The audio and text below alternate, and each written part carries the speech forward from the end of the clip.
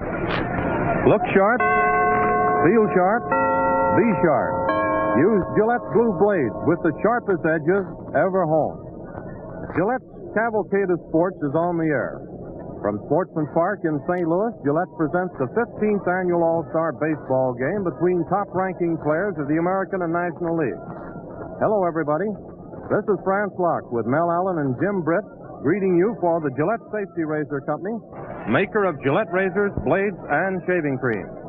Gillette is your radio host when outstanding sports events such as today's Classic, the World Series, and Kentucky Derby occur throughout the year. This is the second time that the All-Star game has been played here at Sportsman Park. You'll remember that back in 1940, the Cardinals were the host club. This year, the St. Louis Browns of the American League are the host club. And our hats are off to Mr. Muckerman and DeWitt because they have everything in tip-top shape for this afternoon's ball game. They've even managed to get in a good word with the weatherman because this morning it was raining here in St. Louis, and the weatherman forecast cloudy weather with showers. But we're happy to say that right at the moment the sun is shining very brightly. However, there is a few clouds in the sky, but we have high hopes that we'll have an ideal afternoon for this ball game. The two clubs have been out on the field for some time. The American League club was out first, have gone through their batting practice, and at the moment the National Leaguers are taking theirs.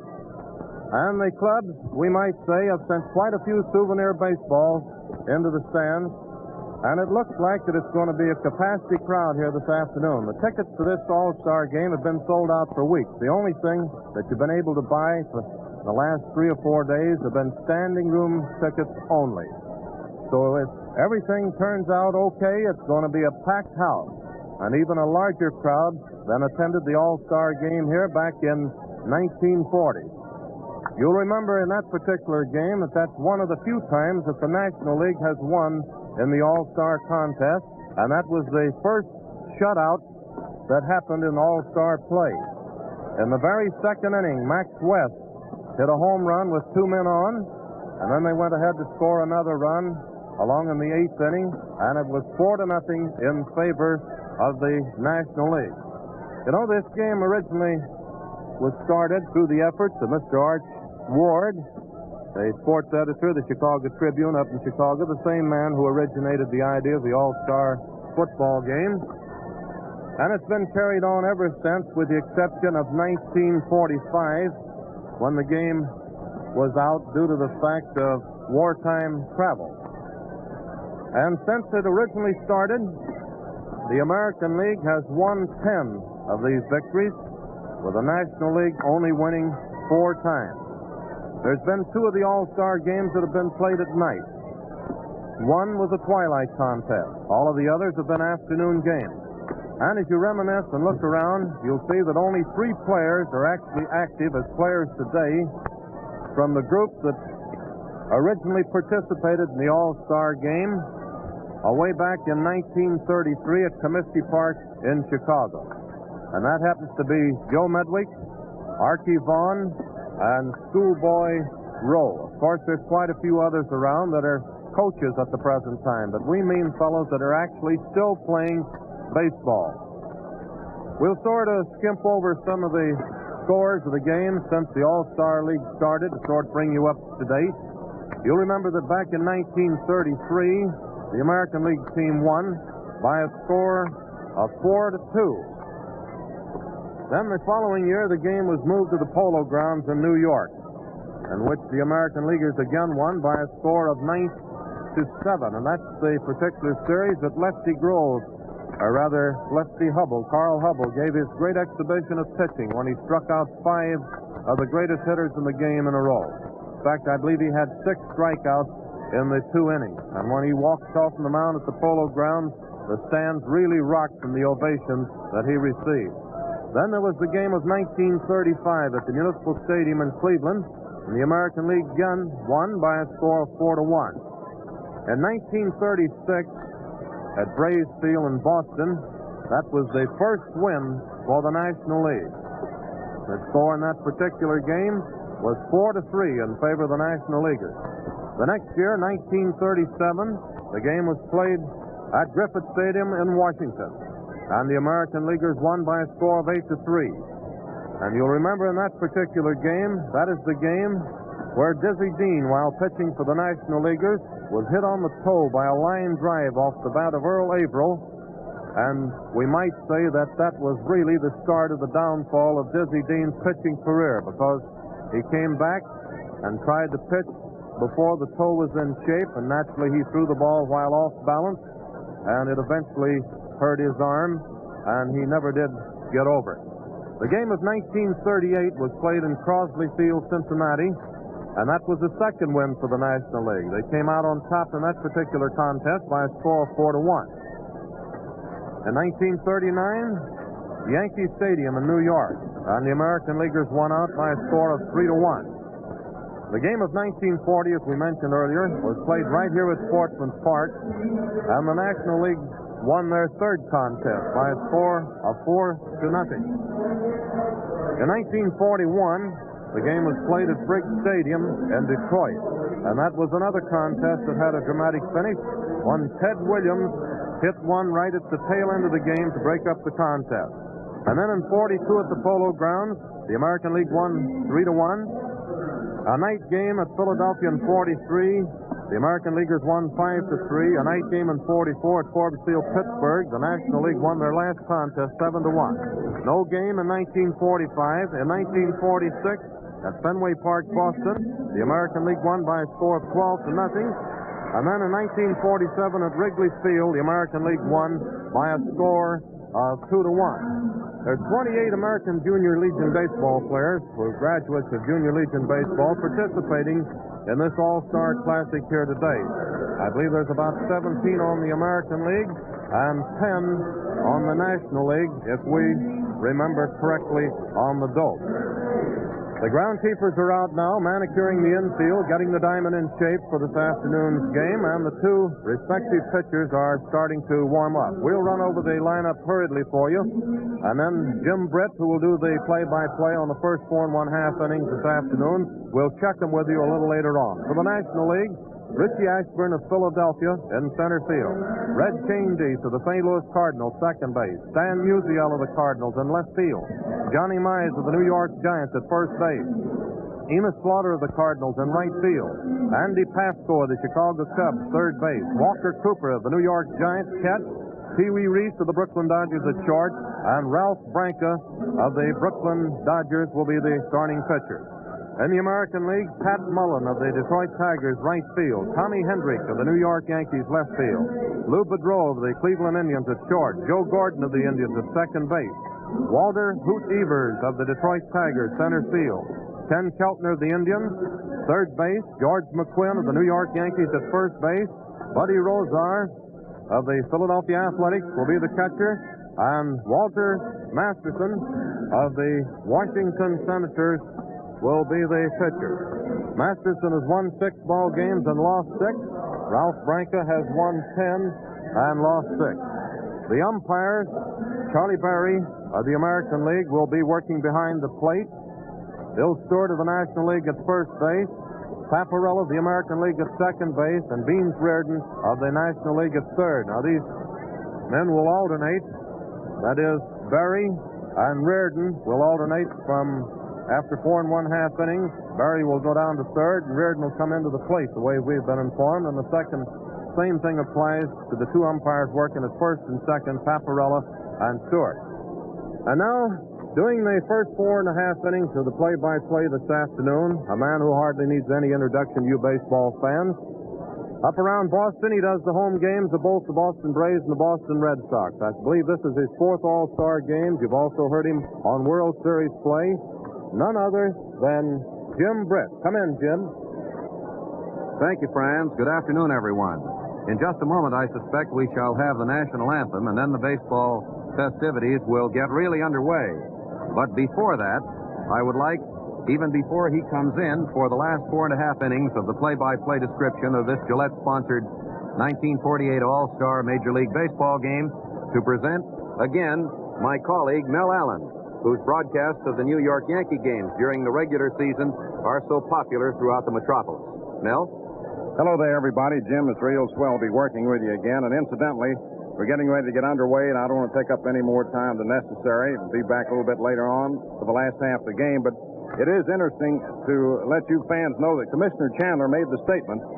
He said, even though it isn't very likely, he said, in the event the ball game is tied up and it becomes dark, he said, we're going to turn on the lights and keep playing until the ball game has reached the conclusion. So if you folks got any plans ahead for the evening, I'd suggest you kind of hold them in abeyance, because you never can tell. We'll have to play till midnight. Okay, Jim. Well, come missed planes or missed trains, this ball game is going to go to a conclusion. But now, before it gets underway, we pause for station identification. Remember, men, look sharp, feel sharp, be sharp. Use Gillette Blue Blades with the sharpest edges ever honed. This is the Mutual Broadcasting System.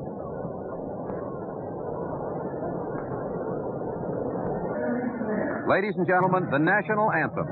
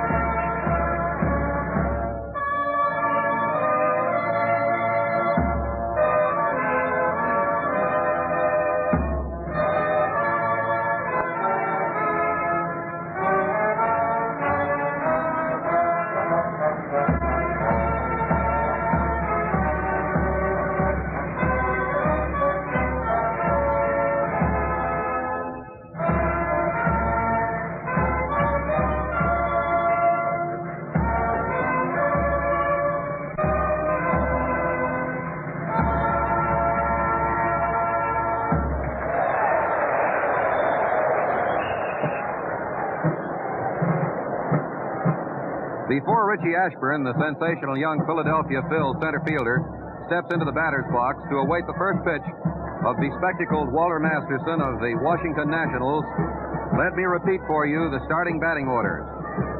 For the National League, Ashburn of Philadelphia, center field. Shane Dienst of the Cardinals, second base. Musial of the Cardinals, left field. Mize of the Giants, first base. Slaughter of St. Louis in right field. Pafko of the Cubs, third base. There goes Bert Schotten's first pitch, and it is taken by Buddy Roser. And Buddy then flips it back to Bert Schotten, who piloted the Brooklyn Dodgers to their 1947 National League Championship. And Commissioner A.B. Chandler autographs the ball and insists that Bert keep it. In the National League, after Enos Slaughter, who will play right field and bat in the number 5 position, if you're scoring the game, mark down the name of third baseman Andy Pafko of the Chicago Cubs. In the number 7 position, catcher Walker Cooper of New York. At shortstop, Pee Wee Reese of Brooklyn, and the starting pitcher Ralph Branca of Brooklyn, number 13. He flaunts superstition with it and has a record of 10 victories, 6 defeats for the Bums of Ebbets Field. The Bums, of course, is a term of affection and endearment bestowed upon the Brooklyn Dodgers by one of the most rabid sets of baseball enthusiasts in the nation. Defensively, Pat Mullen will be in right field for the American Leaguers. Hoot Evers of Detroit, his teammate, will be in center field. Tommy Henrich of the Yankees in left field. And the infield will be McQuinn of New York, Gordon of Cleveland, manager Lou Boudreau of Cleveland, Keltner at third, and the battery Masterson and Rosar.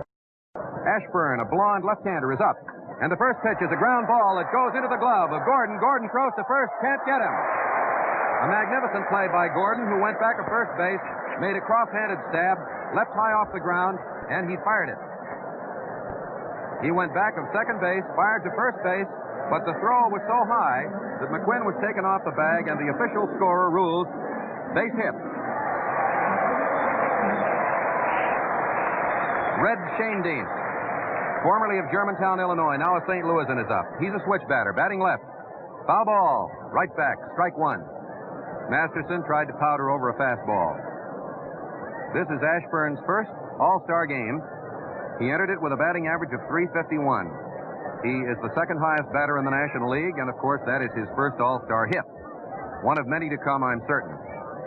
Shane Dean stands straight away. Ashburn leads off. There he digs for second base. Here's a throw from Roser to Boudreau, and it goes over second base, backed up by Gordon, and it's a steal for Ashburn. The count is ball one, strike one, and it is a stolen base for Richie Ashburn. In the National League, he just gives opposing pitchers fits. So now, third baseman Ken Keltner is laying in just a bit in the event of a bunt. Mel Ott, the manager of the New York Giants, is the first base coach. He came up under the great John McGraw. Eddie Dyer, the manager of the St. Louis Cardinals, is coaching at third. Charlie Berry, the plate umpire. Ashburn is on second base, taking a good lead. The pitch to Shane Dean.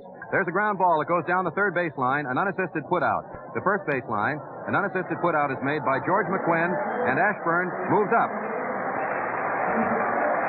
Ashburn is on third with just one out. And one of the great St. Louis Cardinals stars of St. Louis baseball history, Stan Musial, comes up with a current season's average of 403. His All-Star average is down to 182. This is his fifth All-Star game. And the outfield moves around to the right. The infield pulls in to try to cut off the run. Masterson pitches. Strike call, fastball.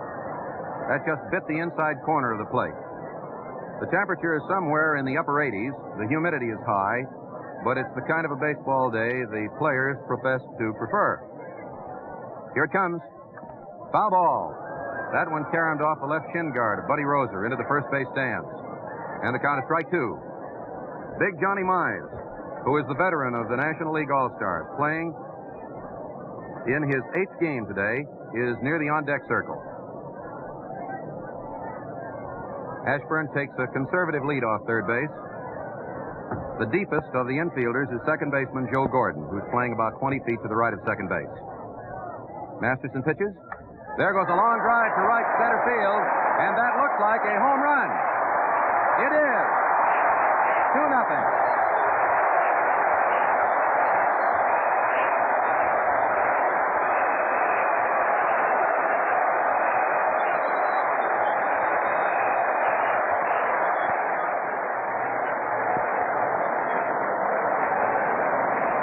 Stanley Musial just walloped an enormous home run atop the right center field stands.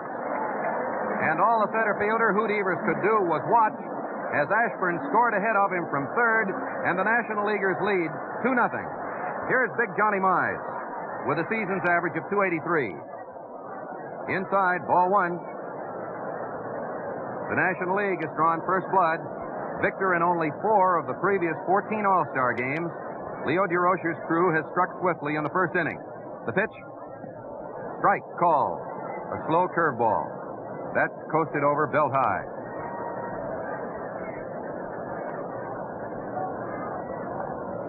The ball was atop the right center field stands, just to the left of the 354-foot mark. Musial's drive. There's a fastball low. 2-1. Bucky Harris plans to follow Walter Masterson with Vic Raschi of the Yankees and Joe Coleman of the A's. There is no warm-up pitcher. The outfield is deep to the right, so is the infield. There's a ground ball, and that one goes right by Gordon into center field for another base hit. It was between Gordon and second base, and Mize has the third National League hit. That will enhance his batting average in the All-Star game, which had been only 176. The enthusiastic welcome was for one of the great players of National League history, Enos Slaughter of the St. Louis Cardinals.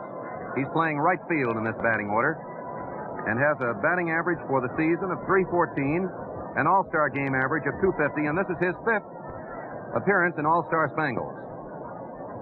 The outfield a little to the right of straightaway, the left side of the infield in, and there is a curveball right over the outside corner to a left-handed batter for strike one. Country Slaughter, as he's better known, and his throw will forever be remembered to cut off a Red Sox run in the World Series of 1946, as will his mad dash from first to score on Walker's single. Ball 1-1. Slaughter was one of the heroes of that 1946 World Series, as was Harry the Cat Brackeen, who won 3 ball games. Masterson stretches. Mize leads off. There's one in the dirt. It gets by Roser. Mize goes to second base. And we're awaiting the decision of the official scorer. Wild pitch or pass ball. A pass ball is the ruling. So Roser is charged with a battery error. And for the third time, the National Leaguers have a runner on second base. Now the left side of the infield goes back just a little. The right side, with Joe Gordon, the second baseman, deep, waits for the pitch. Slaughter digs in, and it's low and outside to make it 3-1. And there, hustling out to the bullpen, is Yogi Berra. He may be sent out to warm up Joe Dobson of the Boston Red Sox. Berra just carried the message. John Shuley is doing the warming up. The official scorer just changed that pass ball to a wild pitch. So it is a battery error charged to Masterson, not to Roser. 3-1. Ball 4. That was a little too high. It seemed to catch the corner, but it was up around the neck. A base on balls for Slaughter. Masterson has runners on first and second with 1 out, and Andy Pafko, the Chicago Cub third baseman, up with an impressive .342 batting average. This is his second All-Star game. In the first one, he had 1 hit and 2 trips. He's a right-hander.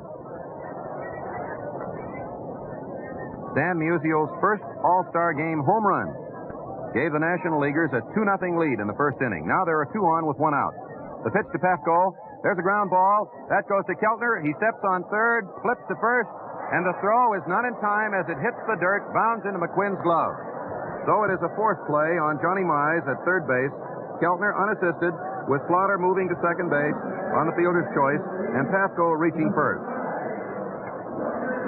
A good throw by Keltner would have retired the side, but the ball bounded in the dirt about 10 or 15 feet in front of McQuinn. Walker Cooper of the New York Giants, the catcher and the number 7 batter for the National Leaguers in the first inning, comes up. He has a season's average of .257, but an impressive .385 All-Star mark. This is his 6th All-Star game. He's a big, husky right-hander. Outside, ball 1. You'll be interested to know that his brother Morton pitched an exhibition game for the New York Giants last night against Buffalo, allowed 2 hits and only 1 run in 4 innings, and the Giants won the ball game 8-3. Masterson pitches. There's a ground ball. It goes to Keltner. Keltner elects to make the play to second base to Gordon, and Pafko is forced going in 5-4. So it's another fielder's choice to wind up the first inning with 2 National League runs on 3 hits, no errors, a base on balls, 2 runners left. National League 2, American League nothing. Baseball has yet to produce a more forceful figure than the late John McGraw, who was supreme in his field for over 2 generations. When leadership endures years on end, you may be sure it's based on exceptional merit. Take the Gillette Blue Blade, for example. It continues to be number 1 in popularity because it's number 1 in shaving performance. No other razor blade is as sharp, smoothly finished, or long-lasting. Now, to enjoy extra convenience at no extra cost, buy Gillette Blue Blades in the modern Gillette dispenser, which deals them out one at a time, unwrapped, ready for any Gillette razor. The dispenser holds 20 blades, 40 superlative shaving edges. You pay only 98 cents, price of the blades alone. Look sharp, feel sharp, be sharp. Use Gillette Blue Blades with the sharpest edges ever honed.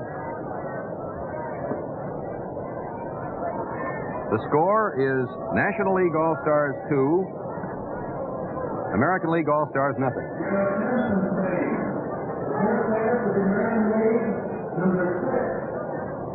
Going into the last half of the first inning, Pat Mullen, the Detroit Tigers, who is playing left field in this right field in this batting order, will face Ralph Branca, a 10-game winner for Brooklyn. Thanks to Ashburn's single, stolen base, and infield out, and Musial's first All-Star game home run, the National Leaguers lead 2-0. Branca gets set. Mullen's batting average for the year is .297. Outside, ball 1. This is his first All-Star game, by the way. The coaches are Charlie Dressen and Red Corridon of New York. Dressen at third base, Corridon at first base. Branca pitches. Swing and a miss. Branca fired a fastball. It was belt high. At third base for the National League, Andy Pafko. Shortstop, Pee Wee Reese. Second base, Red Schoendienst. He injured himself, slid a few times before today's game, indicated his readiness to play. And the first baseman is Big John Mize. The outfield, Musial, Ashburn, and Slaughter. The pitch. High outside, a fastball. 2-1. Every seat is sold out here at Sportsman's Park. And the weatherman has been good enough to cooperate to the extent of giving extremely hot weather, but rainless. Here it comes. Foul ball. Almost in the booth to our left. And then it rattled right down into the first base stands. The count, 2 balls, 2 strikes. This is old home week, so to speak, for baseball. You come to an all-star game, as is the case with the World Series, and you see baseball characters whom you admired when you were a kid, who have drifted away from the game, many of them are still with it. The pitch, there's a foul ball, and it bounds back down again. 2 balls and 2 strikes. Joe Cronin, who long since hung up his number 4 with the Boston Red Sox, had a chance to catch another one then.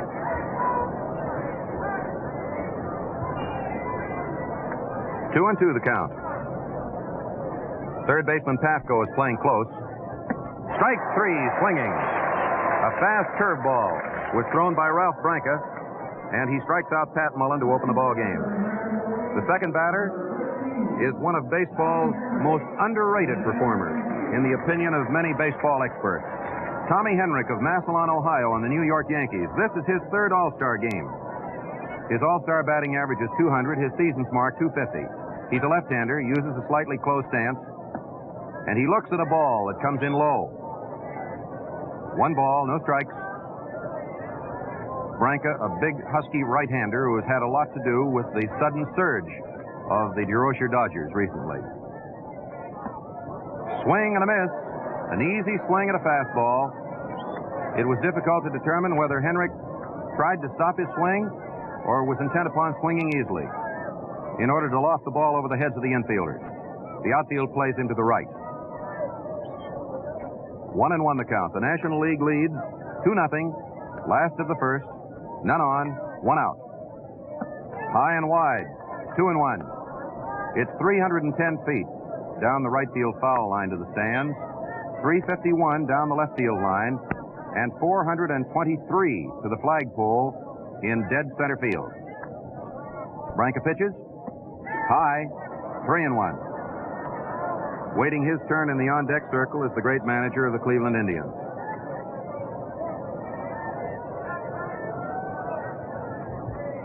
Three balls, 1 strike to count.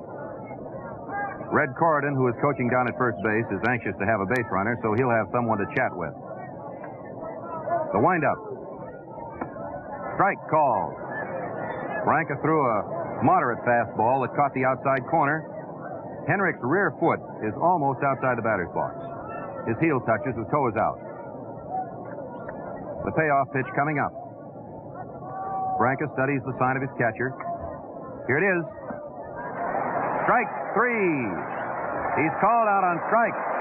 But Henrich was under the impression that he had not completed the swing, and Lou Boudreau is arguing with Charlie Berry. Henrich was about a third of the way down the first base line when he was called out.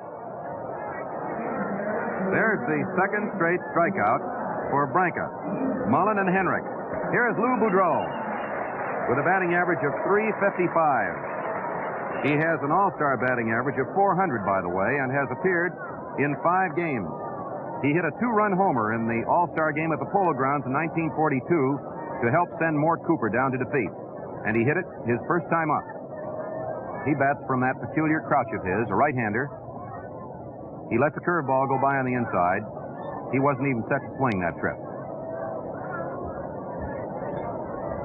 1 ball, no strikes. He is the only manager in either batting order. The pitch. Strike call. That fast curveball of Branca's came over knee high.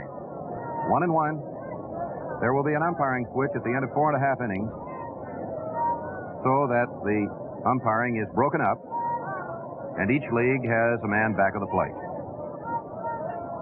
There's a ground ball that goes to the left of the mound. Reese comes in fast, picks it up, throws over to first. Mize gets it, and it's a 1-2-3 inning for Ralph Branca. That play went 6-3. Reese to Mize. No runs, no hits, no errors, none left. And Leo DeRocher's own right-handed star, Ralph Branca, with a record of 10-6, is off to a most impressive start. In the first half of the second inning of this game, Pee Wee Reese, Ralph Branca, and Richie Ashburn will be the first three batters. At the moment, however, there is time, in the event you just joined this Gillette broadcast, to bring you up to date on the batting orders. For the National League, center field, Ashburn, Philadelphia. Second base, Shane Dienst, St. Louis. Left field, Musial, St. Louis. First base, Mize, New York. Right field, Slaughter, St. Louis. Third base, Pafko, Cubs. Catcher, Walker Cooper, New York. Shortstop, Reese, Brooklyn. Pitching, Branca of Brooklyn. Charlie Dressen, by the way, went out to the bullpen to deliver some information to Joe Dobson. And Dobson has started to warm up again. First up, facing Walter Masterson, is Pee Wee Reese. He fouls one back against the screen. The Kentucky Colonel, as he's better known, Pee Wee, another nickname, a little right-hander, former national marble champion. Swung at that first one as though he expected to have luck similar to that of Richie Ashburn and Stanley Musial. He has a season's mark of 300, no hits in 2 All-Star trips. Outside, 1-1. This is Pee Wee's third All-Star game. And he sat through one of them in 1946 at Boston with his neck in a harness after it was suspected that he had fractured a vertebrae. Masterson throws. Swing and a miss. He took a good cut, went down to his right knee. Eddie Dyer and Mel Ott are the coaches at third and first. It's a shirt-sleeve crowd here at Sportsman Park in the 15th All-Star game. The game skipped 1945 because of wartime travel emergencies. Here it comes. High inside. 2-2. Not much wind blowing. It isn't a factor. Eddie Dyer is doing a little rooting down in the third base coach's box as Masterson winds up, delivers. Strike 3, swinging. Pee Wee Reese becomes the first National League strikeout victim. And Big Ralph Branca starts the trek from the National League All-Star dugout on the right side or first base side of the diamond out to the plate, and he takes a bat handed him by Richie Ashburn. And the big lad is given a good round of applause. He swings as he throws, right-handed. The National Leaguers have a 2-0 lead on the strength of Stanley Musial's 2-run first-inning home run. Here it is. There's a slow roller down the third base line. Keltner comes up with it, and he guns a throw to first base, and it is taken for the out. Keltner flips it over to McQuinn for a 5-3 out, third to first, and with 2 men out in the first half of the second inning, Richie Ashburn comes up. In games in which the Philadelphia Phils have played, I have clocked Ashburn in 3.4 seconds going down that first base line many a time, and Ben Chapman is willing to put him up against any other base runner in either league. He's a toe-headed youngster who can run like the wind, a left-hander. He beat out a hit to Gordon his first time. There's the bunt, but it's fouled back. He's perfectly willing to pit his speed against that of any third baseman, shortstop, second baseman, or first sacker in the business when it comes to pushing or dragging bunts.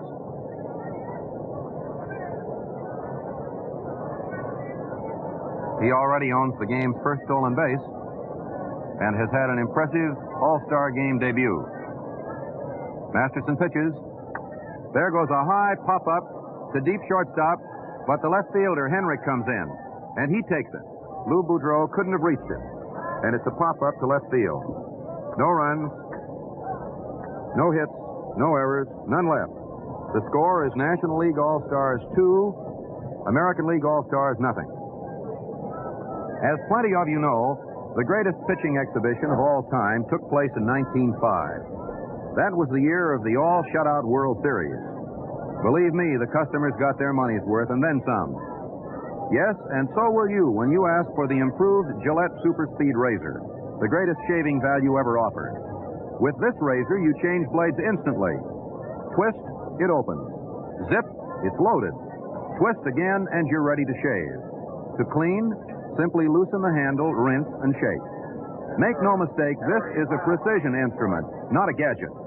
There's nothing to fit together, nothing to jam or clog. You save time, save fuss, and enjoy the swellest shaves ever. Ask for the improved Gillette Super Speed Razor with 10-blade Gillette dispenser. It's a big $1.50 value for only $1. Now we pause for station identification. This is the Mutual Broadcasting System.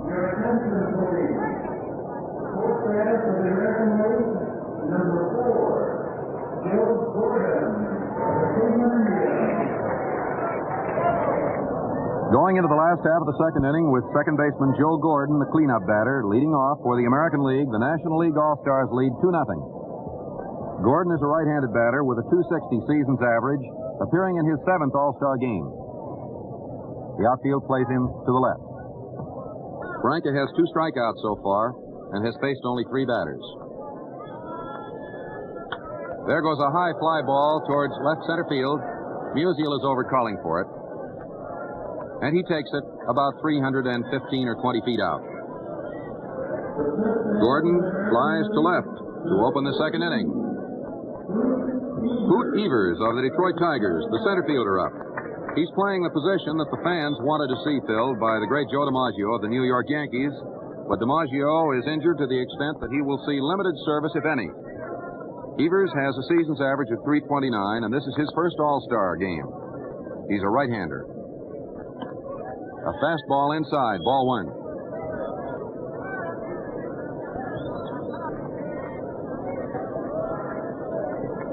There are 6 National League teams represented in this batting order at the moment, this defensive lineup. There's a drive down the left field line.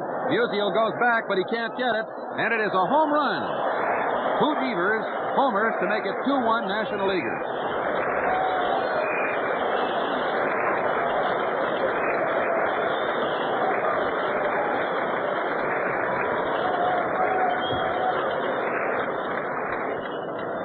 The records don't indicate whether any other American leaguer ever hit a home run his first time up. In an All-Star game, we're checking to determine whether or not the information is available, but Evers broke in with a bang. And it is 2-1 National Leaguers with 1 out in the second inning, and Ken Keltner, another right-hander, up. This is his 7th All-Star game. Ball 1, high inside. Keltner is one of the big reasons why the Cleveland Indians are in first place in the American League currently. His All-Star game average is .214. The pitch, high for ball 2, 2-0. Branca and Cooper, a Dodger and a Giant. 2 balls and no strikes. That drive was just to the left of the 358 mark. There's a foul ball that's drifting into the first base stands, and the count is 2-1. 2-1 the count. High, 3-1. 3 balls, 1 strike. This is the sort of a baseball game where no one will be required to go the distance. The 2 managers will try to give as many of the fans' representatives an opportunity to play as they can. Here's the pitch. There's ball 4. Fastball inside and low. And Branca now is in a situation with another base runner. The first one, of course, went all the way around, Hoot Evers. George McQuinn, the veteran New York Yankee first sacker, comes up. His All-Star game batting average is only .125. This is his 3rd appearance. But his batting average for the Yankees this year is .268. He stands straight up in the batter's box with a closed stance, feet close together. The third baseman plays him in. Swing and a miss. He took a left-handed cut at a fast curve ball. At first base, Johnny Mize is holding the runner, Ken Keltner, very closely. Johnny Sain of the Boston Braves is warming up for the National Leaguers, a right-hander with 11 wins. Keltner leads off just a little. Here's the pitch, and there's a high fly ball going to center field. Ashburn has his eye on it all the way as he comes in to take it. There is the second out. McQuinn flies straight away to center field to Ashburn. Keltner returns to first base, and Buddy Roser comes up. Buddy is Mr. Connie Mack's catcher and is one of the mainstays of the Phenomenal Athletics, who, with one of the finest pitching staffs in either league, are knocking at Cleveland's door. Pafko came over to exchange a word of encouragement with the pitcher, Ralph Branca. This is Roser's third All-Star game. He has a season's average of .216, an All-Star record of .166. Low in the dirt, ball one. The possibility of a pinch hitter for Masterson suggests itself should Roser get aboard. Dobson is still warming up, and so is Johnny Sain for the National Leaguers. There's a throw to first, but Keltner danced back. Mize made no tag. The score is National League 2, American League 1. Branca delivers, and there goes a fly ball toward right field. Slaughter moves over toward the line. He takes it, and Roser's fly to right field retires the side in the last half of the second inning. 1 run, Evers home run. No errors, just the 1 hit, a base on balls, and 1 runner left on base. So, at the end of 2 innings, the National Leaguers still lead by the narrowest possible margin, 2-1.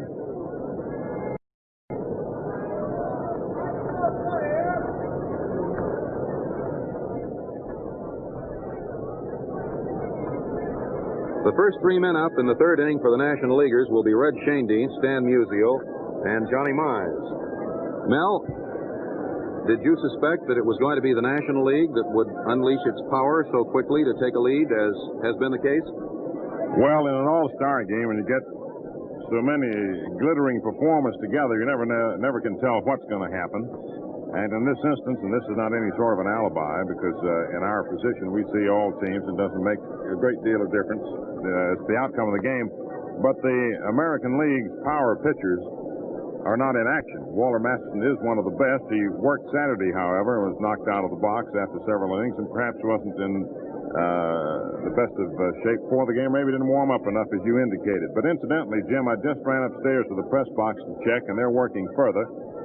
Hoot Evers, who is Joe DiMaggio's substitute in this game, hit as many home runs in one time at bat as DiMaggio had hit in 8 previous All-Star games, but it may not be the first time that a first man ever hit a home run the first time up. Max West did it in '39. Here is Red Schoendienst leading off in the third, and he fouls that first one away for strike 1. Well, one thing certain, Hoot Evers' debut in an All-Star game uniform will go down in the record books as one of the more memorable. Schoendienst grounded out to first baseman George McQuinn, his first time up. Masterson winds up, fires it, and that's a curveball. Outside, 1-1. And now Vic Raschi is warming up for the American Leaguers. Dobson was to have been used in the event Masterson got into trouble, apparently. Walter pitches, and there's a high pop-up to the right side, a foul ball being chased by McQuinn. He goes through the coach's box, and he makes the catch directly in front of the National League dugout. Schoendienst fouls out to first baseman George McQuinn. 1 out in the third inning for the National Leaguers, who lead 2-1. And the applause is, as you might suspect, for Stanley Musial of Donora, Pennsylvania. One of the most popular baseball players ever to come down the Major League pike. His season's batting average of .403 is the only Major League mark at the moment above .400. Masterson lost control of the ball. He held it, slipped off the rubber, I believe, didn't seem to have injured himself, and never did deliver the pitch. If you were looking for a perfect balk, that would have been it had there been runners on. Now he throws. Outside, ball 1. That was an oddity, but as far as the play of the game is concerned, it meant nothing, except that the crowd seemed to be delighted by it. Here it comes. There goes a drive to center field. It's sinking fast. The bat is broken, and it's in there for a base hit. That bat broke completely in half. He held the handle going down the first base line, and the rest of the bat flew out into the infield halfway between first base and the pitcher's mound for Musial's second hit and the fourth National League hit of the ball game. A single to center for Stan. He's on first, and big Johnny Mize comes up. Mize single to center his last time.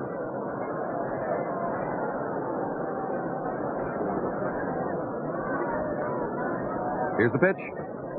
Strike called, a fastball. Mize singled through the middle his first time. That was Musial's fourth hit in 13 trips to the plate in an all-star capacity. But this is the first game in which he has really started off impressively. Masterson pitches. There's a ground ball. That one goes over to Joe Gordon. Gordon to Boudreau. Boudreau fumbles the ball, and he is out at second base. He picked the ball up just in time to get Stanley Musial at second. But, of course, the double play opportunity went by the boards, and very nearly both runners were safe. It was a high-bouncing ground ball, a very slow one to the right of second base, and in the interest of the double play, Gordon decided to flip the ball over to Boudreau. Had a force play been required, he obviously would have made the play himself. So the force out on Musial at second base is 4-6. Gordon to Boudreau. Lou dropped the ball on the left field side of second, but picked it up just before Musial came sliding in. That chops Johnny Mize down to 1 hit and 2 trips, gives him first base by virtue of the fielder's choice as Enos Slaughter comes up. He hasn't officially been at bat because he walked his first time. Masterson stepped off the mound, off the rubber, just as the plate umpire Charlie Berry called time. The outfield is deep to the right. Boudreau is playing just 12 or 15 feet to the left of second base. Swing and a miss. Strike one. You may recall last year in the All-Star game at Wrigley Field that one of the great plays of the contest was a position play by Lou Boudreau at the expense of Slaughter. Left-handed Johnny Schmitz of the Cubs is warming up for the National Leaguers. A curveball outside, 1-1. It was indicated to me prior to the game by Eddie Dyer that Schmitz might be the second starter, the second pitcher, but he at that time wasn't certain. Masterson throws one, a fastball way outside, and the count is 2-1. The score, National League All-Stars 2, American League All-Stars 1. But it's in the early stages of a game that must go at least 9 innings. The weather looks good. Little prospect of rain.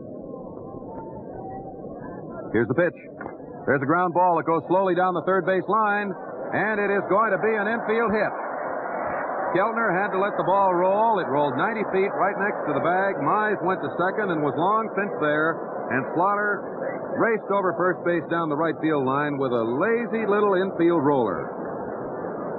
Runners on first and second, and that is hit number 5 off the delivery of Walter Masterson.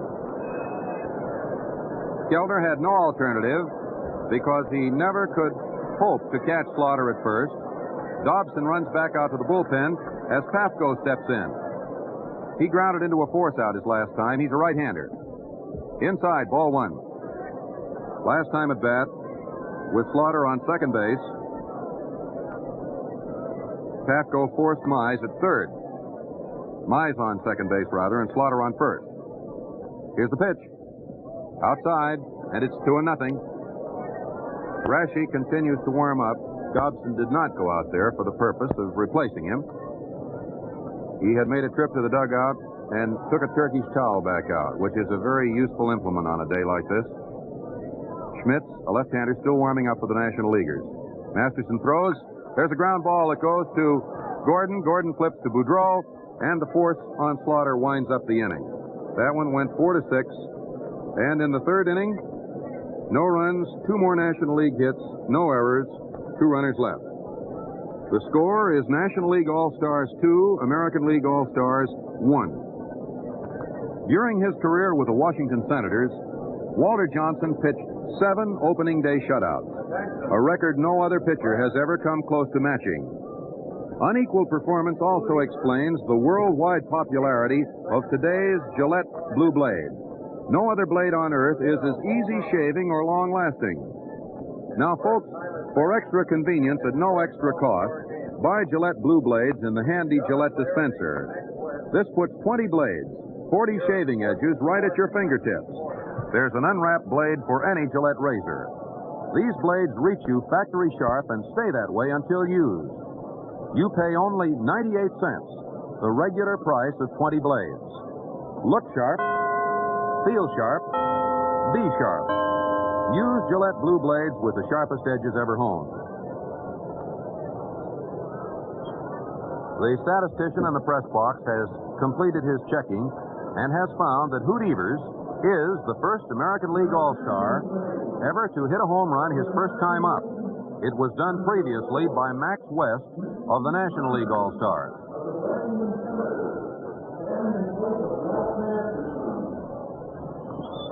Evers became the first American leaguer to hit a home run his first time up in his first All-Star game, but Max West did it on the National League side. Going into the last half of the third inning, with the National Leaguers leading 2-1, Mickey Vernon will bat for his teammate Walter Masterson. Mickey is a left-handed batter, and the first pitch by Branca is right over for a called strike. Vernon has a batting average for the season of .260. This is his second All-Star game. Outside, 1-1. Vernon has 2 previous at-bats in All-Star competition without a hit.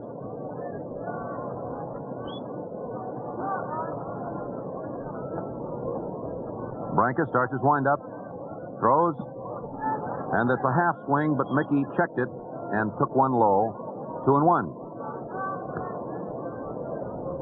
Musial's 2-run homer accounts for both National League runs and Evers' home run for the lone American League tally. There's a foul ball off to the left. The count now is even up, 2-2. Meantime, Johnny Schmitz, Chicago Cubs southpaw, bearing down in a warm-up capacity for the National Leaguers. This will doubtless be Ralph Branca's last inning on the mound, and Vic Raschi will replace Walter Masterson come the start of the fourth. Vernon waits. Outside, 3-2. And the count has been run out again.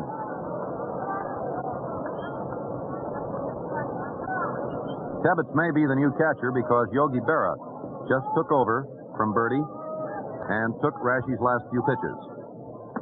There's ball 4. Mickey Vernon gets aboard. A base on balls to Mickey puts him on first base in lieu of his teammate Walter Masterson. And Pat Mullen of Detroit comes into the batter's box. Pat struck out as the leadoff batter for the American League. Tommy Henrik comes out into the on-deck circle. The American Leaguers have the tying run on first base in the last half of the third inning. Third baseman Patko in close. High, ball 1.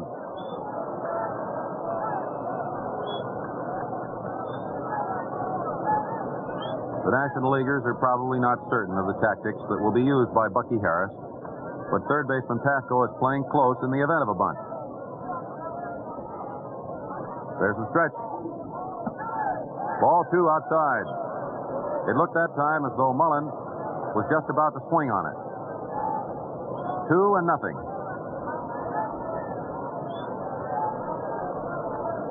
It's a good ball game, a 2-1 game. Last year, the American Leaguers won a close one. A game in which Johnny Mize homered. All 3 runs today have been the result of round trippers. Ball 3. Fastball high. And Branca says, new ball, please. Charlie Berry is quick to reply, and he gives Walker Cooper a new one. Sometimes there's a little roughness on a ball that a pitcher doesn't like, or a smooth spot. Or maybe it's strictly psychological. He just gets it into his mind that it's the baseball and not a temporary lack of control that is troubling him. And umpires are nearly always willing to oblige. In all cases, save where stalling seems to be a factor. Charlie Dressen is hollering over to first base where Mickey Vernon is ready to go. The pitch. Ball 4. Consecutive bases on balls to pinch hitter Mickey Vernon and leadoff batter Pat Mullen. That is the third base on balls, given up by Ralph Branca. Runners on first and second. Tommy Henrik up. And now from the position of the National League infield, they believe that the stage is about to be set for a sacrifice because Mize and Pafko are close with Henrik up. Henrik bluffs the bunt, and there's a throw to second base. It bounds away from Pee Wee Reese. There's no advance on the part of either base runner, and Pee Wee is looking at a finger on his right hand as though it dented it just a little. His thumb, but it's trivial. He just looked at it, flicked it, and went back to his position. Branca has his back turned to the batter and seems to be working with his glove. He is soaking wet. It's a muggy day, excessively warm. Pafko is sneaking in toward the plate a little. Inside, ball 2, 2-0. Johnny Sane is warming up again. A moment ago, it was Johnny Schmitz, the southpaw. But either Leo Durocher has changed his mind, or he believes Sane is going to be a better fireman.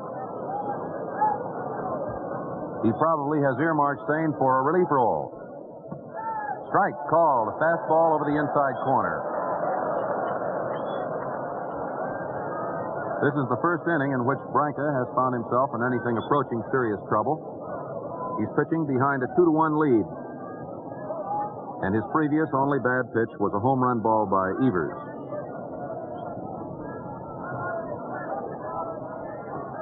Strike called. That caught the outside corner, and the count is 2-2.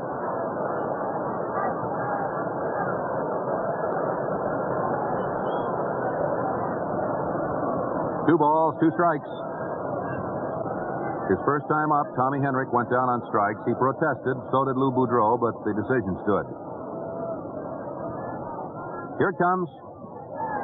Ball 3. He started a swing, checked it just in time, and the pitch broke into the dirt. And now the payoff pitch comes up with Mickey Vernon on second base, Pat Mullen on first base. Both of them fast on the bases. Chuck Dressen hollers something at Mickey Vernon. Red Corridan is coaching Pat Mullen. Here's the big one. Strike. A throw to third base is not in time. And it's a double steal. Henrik swung, missed, struck out to become Branca's third strikeout victim. But when the throw from Walker Cooper to third base was a poor throw and pulled Pafko over into foul territory, Mickey Vernon was able to slide in safely with a stolen base, and it is scored a double steal. Double steal. 2 stolen bases simultaneously give the American Leaguers an opportunity to go ahead in the event of a good solid base hit. On the other hand, a perfect throw there would have made a double play. Lou Boudreau up. He grounded out to shortstop Pee Wee Reese the last time.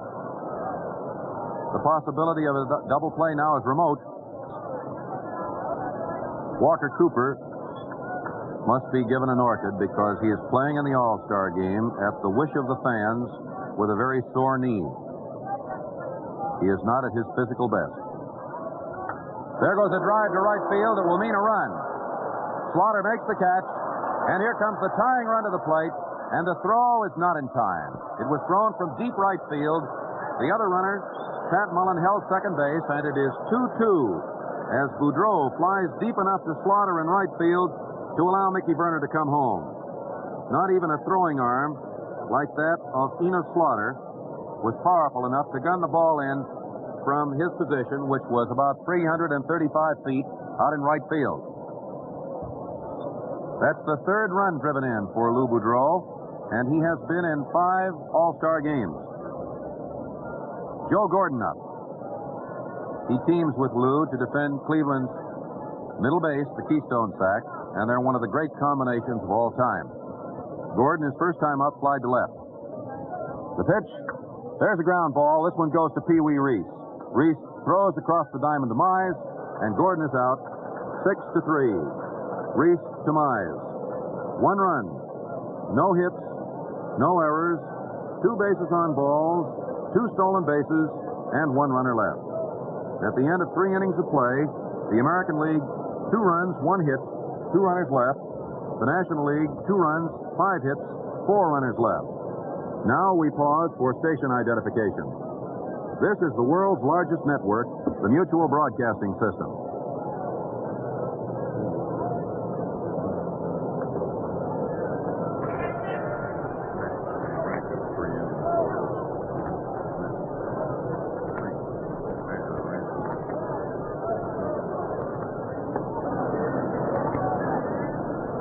We of the broadcast crew are deeply indebted to the great hospitality of Sid Keener, the veteran sports editor of the St. Louis Star-Times, for the excellence of his cooperation and the thoroughness of his assignment of facilities for both the AM broadcast and the television coverage of this event. And incidentally, since the last time you and I were here, Mel Allen, for a game such as this, Sportsman's Park has had its face lifted and has been rebuilt to the point where now it takes its place among the finest baseball parks in the land. Don't you agree? I'm with you 100% there, Jim, and the people here in St. Louis, both the Cardinal and Brown representatives, do all they can for the visiting firemen. It's deeply appreciated. We're going to have some changes in the American League roster. Vic Raschi is now doing the pitching for the American Leaguers, and Bertie Tebbetts has gone in to do the catching. The first man up will be Walker Cooper of the New York Giants. Raschi's record is 10-3. He's a right-hander, and his first pitch is a curved ball that breaks inside to a right-hand batter. Raschi is from Conesus, New York, 190 pounds, 6 feet 1, 28 years old. A big, husky right-hander. Low outside. Ball 2, 2-0. Cooper, his first time up, forced Patko with a ground ball to third baseman Ken Keltner. The new battery, Raschi of New York, Tebbetts of Boston. Here it comes. There's a foul tip right into Bertie's glove, and the count is 2-1. Tebbetts is a native of Nashua, New Hampshire, and a graduate of Providence College. Eddie Dyer continues to coach at third base. His son was working out, by the way, just before the ball game, Eddie Jr. Swing and a miss. Cooper went all the way down in the batter's box as he took a savage cut at a Raschi fastball. 2-2. For the while, at least, this will be Raschi's ball game since it's a tie score. There's a ground ball that goes to Keltner. He takes it down on a big hop, guns it across to McQuinn for the out. Walker Cooper goes out, Keltner to McQuinn, third to first. Pee Wee Reese is waiting to bat. His first time up, he struck out. This is his third All-Star game. Reese is one of the most likable characters in baseball. He's from Louisville, Kentucky. He was born in Akron, Kentucky. Strike call. That was a fastball right down the middle.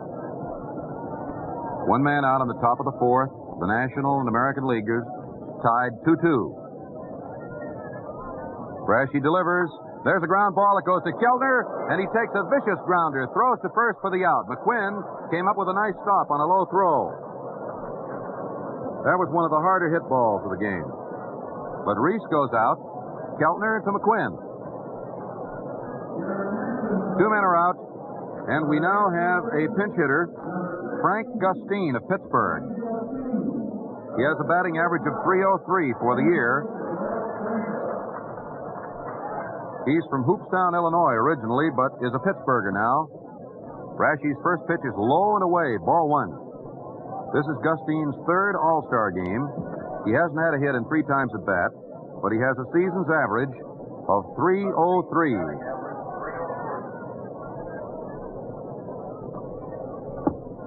Raschi winds up. Low.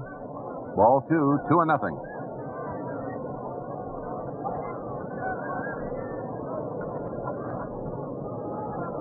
Gustine is one of the reasons why the Pittsburgh Pirates will continue to be a pennant contender this year. The pitch. Strike called. Curveball. 2-1. Currently, Pittsburgh is in second place. 5.5 games back of the Boston Braves. The outfield plays Justine deep and slightly to the left. The infield straight away. He uses an open stance. Swing and a miss. 2-2. Raschi is a strong, powerful right-hander with a good fastball, a good curve, and a very conscientious workman. Justine gets set for the 2-2 pitch. Strike 3, down in the dirt. Tebbetts throws to first base, and McQuinn gets the putout on the play. It's a strikeout, but he had to be thrown out. 2-3, Tebbetts to McQuinn. So Raschi's first inning is a 1-2-3 affair.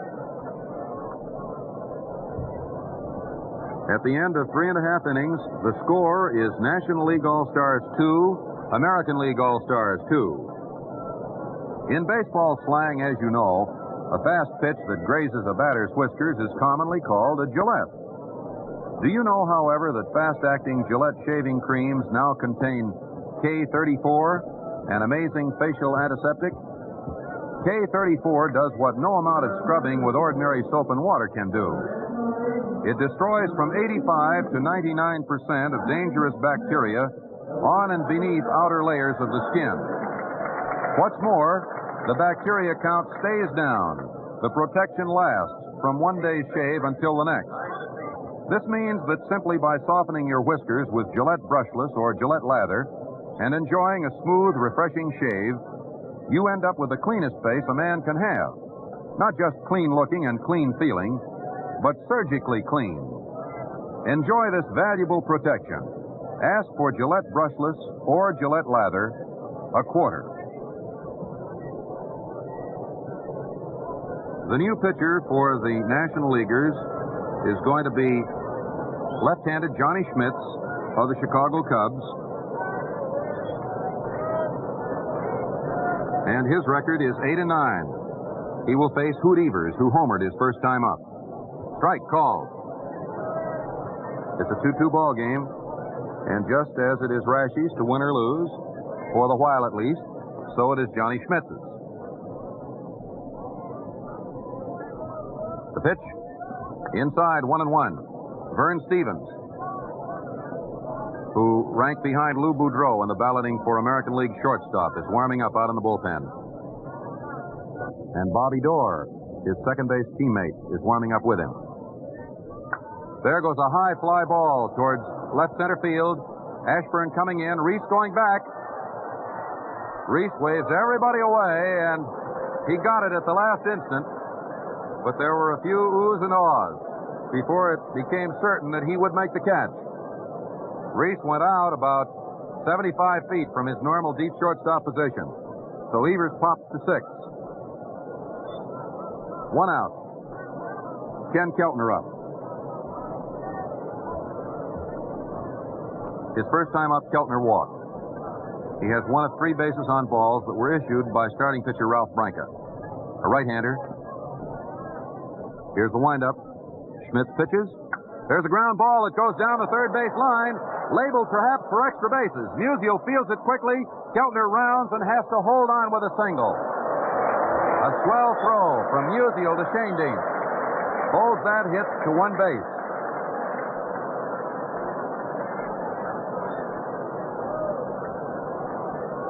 That's the second American League hit. And with any less quick fielding on the part of Stanley Musial, it would have been an easy double. George McQuinn up. He flied to center. That's the 4th All-Star game hit for Keltner, playing in his 7th. McQuinn is a left-hander. Schmitz steps back off the rubber, and that's the signal for Keltner to go back to first. That gives Ken 1 hit and 1 trip. He walked his first time up. It's a 2-2 game in the 4th inning. Fastball low. Ball 1.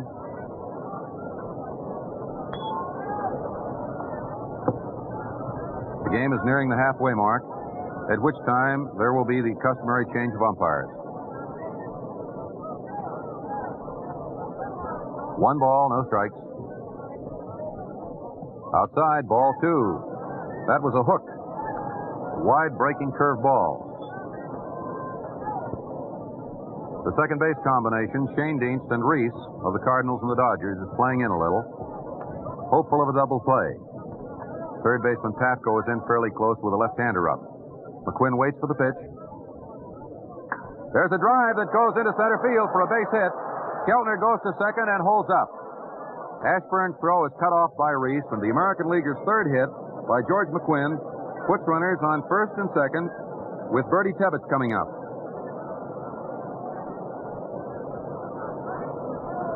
That was McQuinn's second hit in an All-Star game, and this is his third All-Star contest. So again, the American Leaguers have the tie-breaking run on second base. Bertie Tebbetts' batting average is .286, and this is his second All-Star game. In his last All-Star game, he went to bat 4 times, no hits. George uses an open stance slightly, bends his knees, and looks at one inside for ball 1.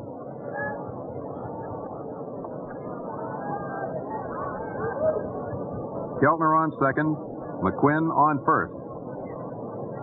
Schmidt is having less luck in his first inning than Branca did in his. The game is tied 2-2. Here it comes. Inside. Ball 2, 2-0. Keltner goes back and tags up at second in routine fashion. Red Shane Dienst is playing fairly deep at second base, and Johnny Sain of the Boston Braves is warming up again.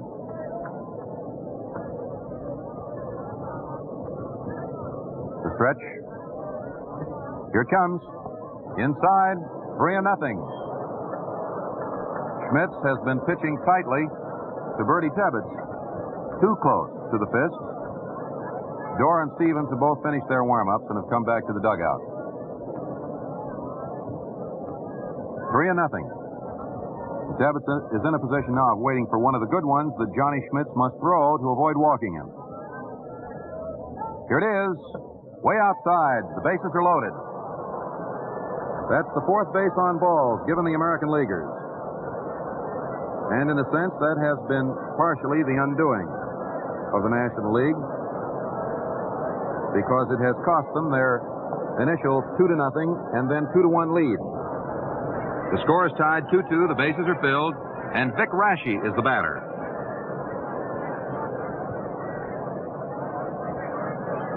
Raschi is very workmanlike. He gives you the impression of quiet, modest, confident efficiency when he steps into the batter's box. Pee Wee Reese just had a word with Johnny Schmitz.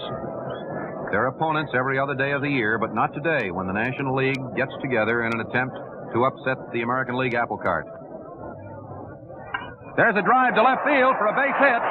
It's 3-2 American League, and here comes another run to the plate. The throw is not in time. It's 4-2 with runners on first and third as Raschi upsets the dope and drives in 2 runs.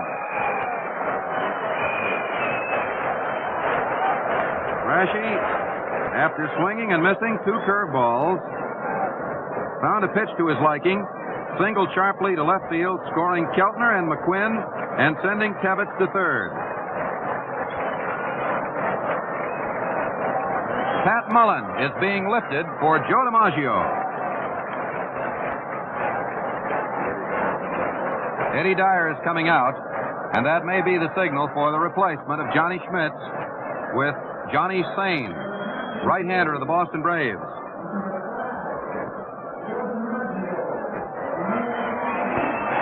There's the announcement, and that is the signal for a fresh burst of applause. And Johnny Sain is being called in for the National Leaguers.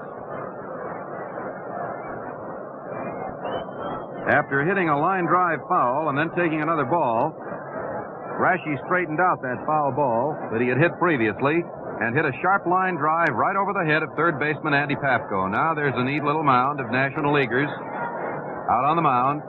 Red Shane Dienst and Johnny Mize are the only 2 who are not currently sharing in it. Reese comes strolling down off the edge, and John Sain is coming in from the bullpen. Sain has an 11-6 record for the Boston Braves.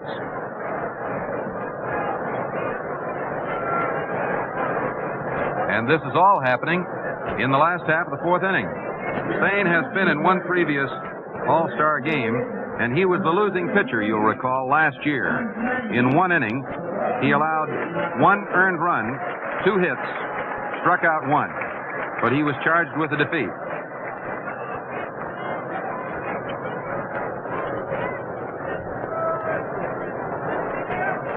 This is the 9th active appearance in an All-Star Game uniform for Joe DiMaggio. He was chosen 10 times, but did not appear 1 time.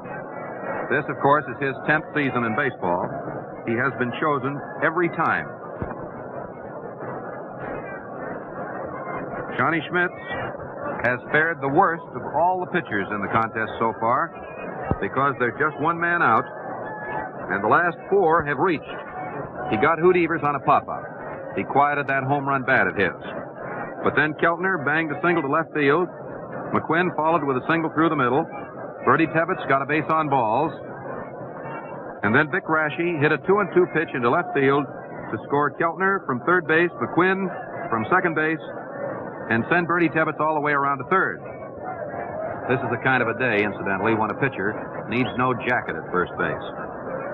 What he really would like, in all probability, is a nice air cooling system that could be installed in his uniform to cool him down as he runs around. Joe DiMaggio gets sets. The big fellow has a .302 batting average for the season so far. He has a .219 All-Star Game average, 7 hits, and 1 home run. He's driven in 2 runs previously. He's suffering from sore heels and sore knees, so could not see a 2 active service. Johnny Sane broke his position on the mound, and Walker Cooper is going out to have a chat with him.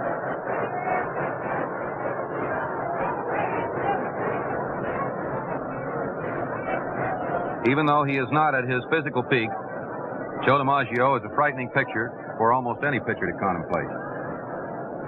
Far and away one of the great baseball players of all time. And he comes from a distinguished San Francisco baseball playing family. He stands straight away, erect in the box, waits for Sane's pitch. And there's a drive to left field. Tagging up at third base is Tebbetts. Musial makes the play, and run number 5 scores. It was a line drive that was hit to left field, so the big fellow has driven in his 3rd All-Star run. And the American Leaguers have taken a 5-2 lead.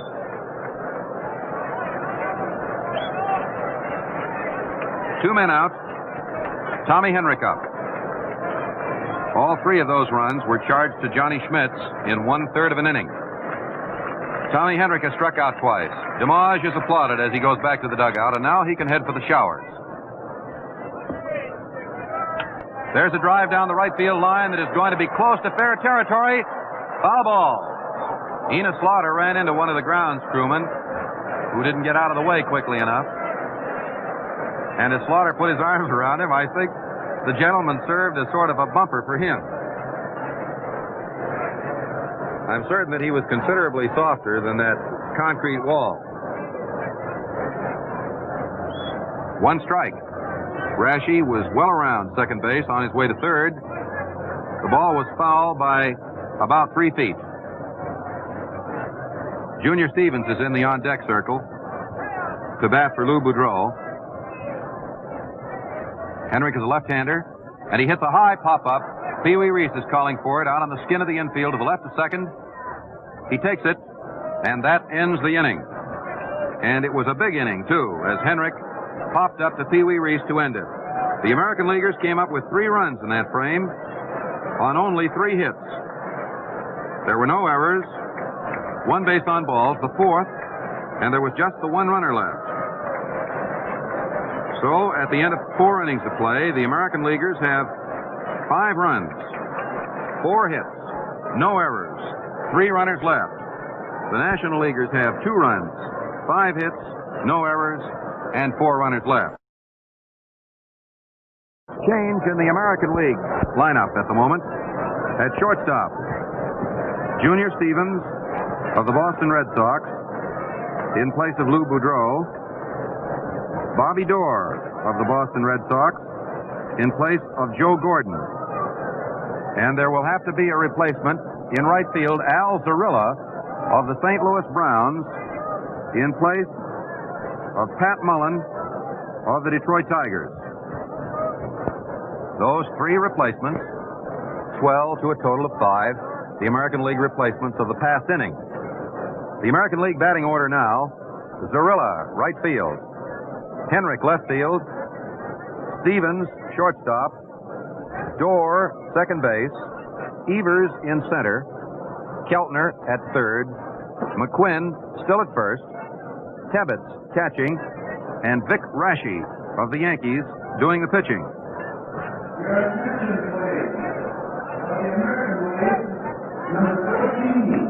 The public address system announcer is acquainting the fans here at Sportsman Park with a number of changes. And out in right field, 4 National Leaguers are beginning to warm up. Not pitchers. Bob Elliott is one of them, and they will doubtless go to other positions. Phil Macy, a catcher, is one of them. But meanwhile, Richie Ashburn, with 1 hit and 2 trips, leads off in the 5th. Raschi's first pitch is right over the plate for a called strike. Curveball.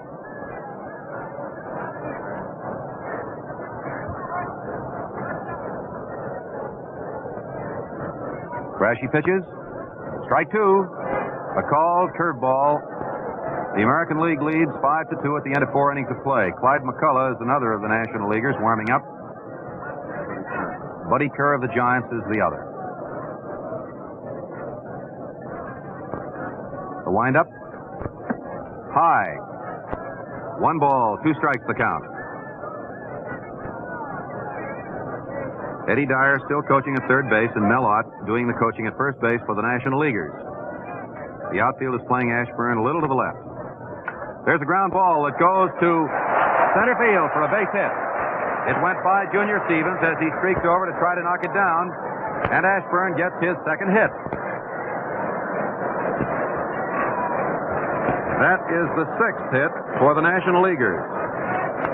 A single to center by little Richie Ashburn of the Philadelphia Phils, one of the rookie sensations of the year. Shane Dietz, the second baseman, up. He has grounded to first and fouled to first. A left-hander. There's a ground ball that goes foul down the right field line. And Buddy Kerr of the Giants turns around and fields that one. Flips it back to first base umpire Bill Stewart. 1 strike to count.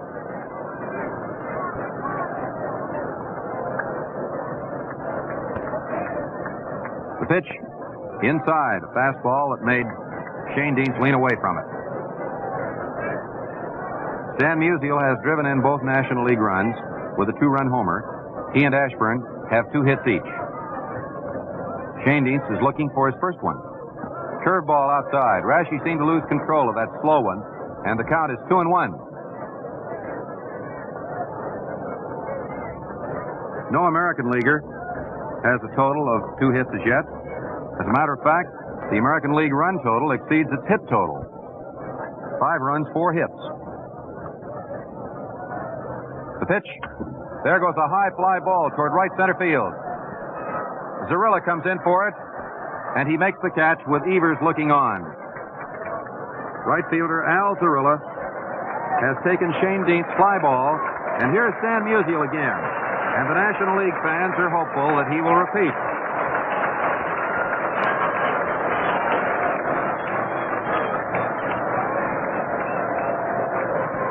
Hal Newhouser ran out to the bullpen in left field for the American Leaguers, but probably to take a message. Here's the pitch. Outside, ball 1. Musial has a 2-run home run and a single to center, 2 out of 2. Bob Lemon of Cleveland is warming up for the American Leaguers. Raschi takes a stretch. There goes a long, high fly ball to right field. Zarilla is running over, and it is a foul ball into the stands. That would not have been a home run because the screen stretches all the way over. Had it been in fair territory, it would have been as many bases as Musial could have made. The American League still clings to its 5-2 lead on the basis of that 3-run rally in the 4th inning, in which Vic Raschi swung the big bat. The count 1-1 on Musial. 1 out, 1 on. Strike called. Raschi slow curved him.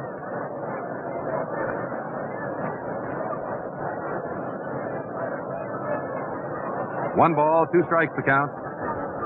Johnny Shuley is warming up Bob Lemon of no hit, no run fame. Musial crouches, swings and misses. Strike 3.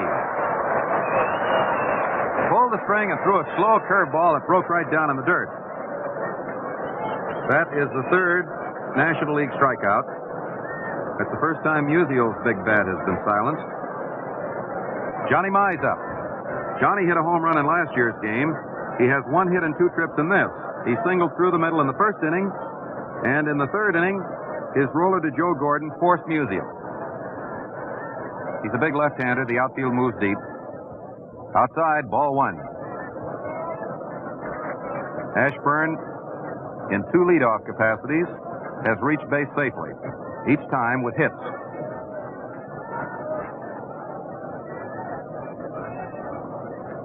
The National Leaguers are trying to overcome that 3-run deficit. The pitch. There's a ground ball that goes to Bobby Dorr. Dorr makes the play to first base. McQuinn takes it, and that's all for the National Leaguers in the 5th inning as Mize goes out, 2nd to 1st. No runs, 1 hit, no errors, 1 runner left, and at the end of 4.5 innings of play, the score is American Leaguers 5, National Leaguers 2. While the fame of his immortal achievement grows with each passing year, no one knows the pitcher who struck out the mighty Casey. Just about everybody, on the other hand, can name the razor that fans out tough whiskers with the greatest ease and dispatch. Yes, you're right. It's the improved Gillette Super Speed razor that changes blades instantly. This razor has a notched positioning bar for use with the Gillette dispenser. Hook on a blade and it drops in place presto. Twist the handle and the razor closes. To clean, loosen the holder, rinse, and shake. Convenient? You said it. What's more, you get shaves that are shaves. Clean, smooth, and oh, so refreshing. No, it doesn't take a locksmith to make this razor work. Ask for the improved Gillette Super Speed razor with 10-blade dispenser, a big $1.50 value for only $1. And now, for the 4th time as an All-Star Game colleague, it is a privilege again to bring in Mel Allen, the popular broadcaster of the New York Yankees, whose voice you have heard many times on Gillette's All-Star and World Series broadcasts. Mel? Hello there, everybody, once again. And before we get into action here in the last half of the 5th inning, with the American League leading by a score of 5-2, we see the whip, Ewell Blackwell, walking down to the National League bullpen. We have 2 changes in the National League defensive lineup. Bob Elliott is taken over at 3rd base of the Boston Braves. Buddy Kerr of the New York Giants is at short. Red Chaindean still at 2nd. Johnny Mize at 1st. Stan Musial still in left. Richie Ashburn in center. Enos Slaughter in right. And back of the plate, Phil Macy of the Boston Braves has replaced Walker Cooper. So those are your lineup changes, plus the umpire switch with Beans Reardon, who was umpiring at 3rd base, taking over back of the plate, and Charlie Barry of the American League, who was back of the plate, taking over at 3rd with the switch between 1st and 2nd bases, which we'll pick up in a moment. Junior Stevens leading off, takes a curveball. It's over that outside corner for a called strike. Stevens went in to replace Lou Boudreau at shortstop, hitting .300 on the season. Junior is a right-hand hitter, knows this ballpark very well, used to play with the St. Louis Browns. Johnny Sain, the right-hander, throws a fastball, swung on and missed. Strike 2. This is Stevens' 4th appearance in an All-Star Classic. He's had 4 out of 10 for a batting average of .400. Joe Paparella is umpiring at first base now, and Bill Stewart at second as they switch too. So it's the National League umpire back to the plate right now. Johnny Sain's 2-strike pitch to Stevens. The curveball's over there for call strike 3. A beautiful hook that sailed right over that outside corner just below the shoulders. So Vern Stevens strikes out as we come into the last half of the 5th inning with the American League leading 5-2. That's the first strikeout recorded by Johnny Sain. And the 4th recorded by National League pitchers as starter Ralph Branco whipped 3 of the American Leaguers. Bobby Dorr, right-hand hitter up, takes high, ball 1. Bobby Dorr replaced Joe Gordon at 2nd base. For Bobby Doerr, this is his 6th All-Star game. He's had 3 hits and 14 times at bat in previous classics. Holds that bat high off his right shoulder. In comes the pitch. Curveballs outside. Ball 2. 2 balls, no strikes. The score, the American League 5, the National League 2. The outfield playing Bobby Doerr over toward left. He's a pull hitter. He employs a wide-open stance. The infield shaded around toward third, and there was a hint of thunder, I believe. In comes the pitch now to Bobby Doerr. He takes strike called. That was a fastball over that outside corner, about letter high. It's a 2-1 count on Bobby Doerr. Johnny Sain, the third pitcher, employed by Leo DeRocha this afternoon. Sain in a relief role, relieving Johnny Schmitz. Here's the pitch. It's in there for called strike 2. Bobby started to swing, held up, but the pitch was in there anyway, sweeping curve.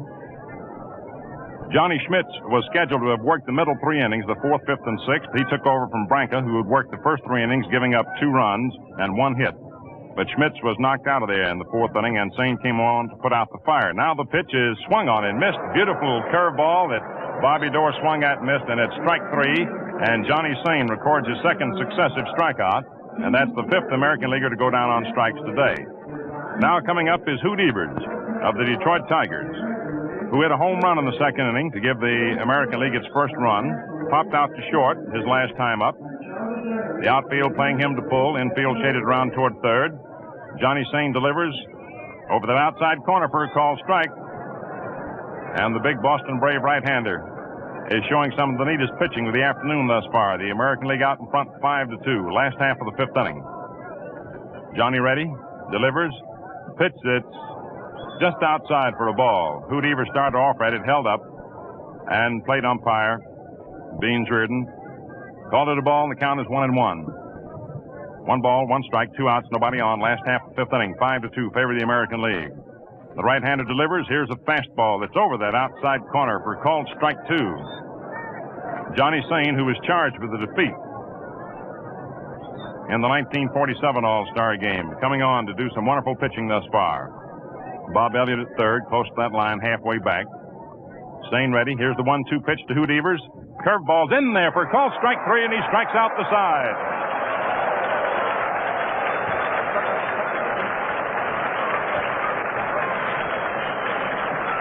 Johnny Sain strikes out the side in the last half of the 5th inning for one of the highlights of this 15th annual All-Star game this afternoon. And at the end of 5 innings of play, the score remains the American League 5, the National League 2. The American League 5 inning totals 5 runs, 4 hits, no errors, 3 left on. The National League 2 runs, 6 hits, no errors, and 5 men left on base. Before we go into the top half of the 6th inning, ladies and gentlemen, we pause for station identification. This is the Mutual Broadcasting System.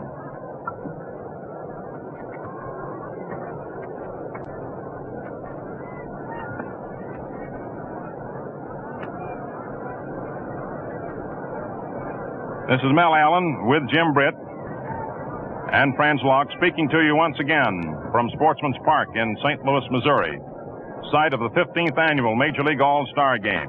The sun is shining brightly. We're ready to move into the top half of the 6th inning, with the American League leading by a score of 5-2. Celebrities galore from among the Major League Baseball executives here. As we sweep around very rapidly, we can see Mr. Ford Frick and Mr. Will Harridge, the National American League presidents. Mr. Bill Beck and Hank Greenberg of the Cleveland Indians, Dan Topping, and George Weiss of the New York Yankees, Joe Cronin of the Boston Red Sox. And now we're ready for the 6th inning. Enos Slaughter takes a pitch in there for a called strike. Top half of the 6th. Slaughter walked and singled in his 2 previous appearances. Left-hand batter. Vic Raschi, a right-hander, throws. Pitch, fastball, inside. And the count is 1-1. Kenny Keltner's at third, in on the grass in the event of a bunt. Junior Stevens at short. Bobby Doerr second. George McQuinn first. Henrik is in left. Evers in center. Zarilla in right. In comes the pitch, and it's right down the middle. A fastball for called strike 2. Eddie Dyer coaching at third base. Mel Ott coaching at first. Joe Coleman of the Philadelphia Athletics, a right-hander, warming up in the bullpen with Yogi Berra catching him for the American League. 1 ball, 2 strikes to count on Slaughter. They play him to pull to right. Vic Raschi delivers. Slaughter swings and sends a little dribbler out to the mound. Raschi comes in, fields the ball near the first baseline, throws over to McQuinn in time, and there's 1 away for the National League in the first half of the 6th inning. Slaughter topping the pitch, sending little dribbler out toward the mound, which Raschi converted into the putout by way of George McQuinn. And now we have Bob Elliott stepping in to hit for the first time in the ball game, having replaced Andy Pafko at third base. Member of the Boston Braves, a right-hand hitter. Won the Most Valuable Player award of the National League in 1947. Elliott has been in 3 All-Star games with batting average of 200. Right-hand batter. The pitch, curveball way outside for ball 1. Bob's had 1 out of 5 in All-Star game competition. The score, American League 5, the National League 2, first half the 6th inning. Outfield playing him to pull. Around toward left. Raschi delivers. Fastball is just off that outside corner. Just missed it for ball 2. Vic Raschi came on to do the pitching for the American League after Walt Masterson had hurled the first 3 innings, walking 1, striking out 1, giving up 5 hits and 2 runs. Raschi struck out 2 thus far and has given up 1 hit. Hasn't issued any passes. It was a year ago that Frank Shea got credit for the American League victory. In comes the pitch. Swung on, line solidly into the hole between third and short out in the left field for a base hit. Henry comes up with the ball on a high bounce, throws on into second, and Elliott is on with a line single to left for the 7th hit of the afternoon for the National League. Coming up to bat now, another member of the Boston Braves, Phil Macy, who replaced Walker Cooper back of the plate. Macy, right-hand batter. He's been in 2 previous All-Star games, hasn't hit in 2 times at bat. Vic Raschi takes the stretch, 1 away. Elliott leads off first. Here's your pitch. Curveball outside, ball 1.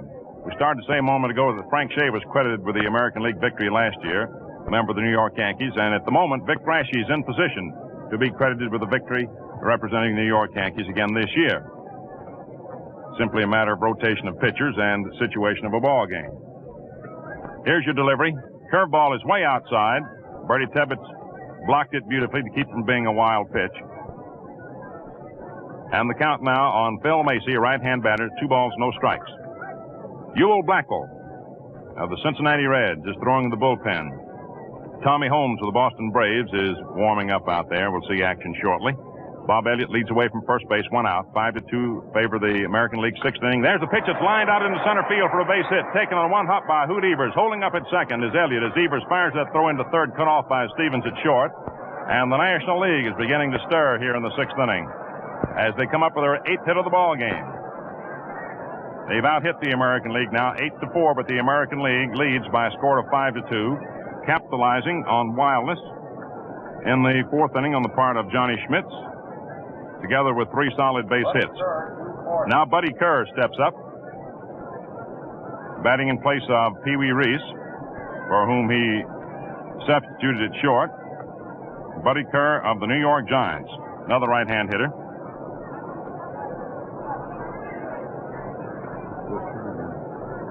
Buddy Kerr's first appearance in an All-Star game. You've got Bob Elliott on second, Phil Macy on first. 1 out, 6th inning, 5-2 American League. And ominous clouds are looming back of center field. Here's the pitch.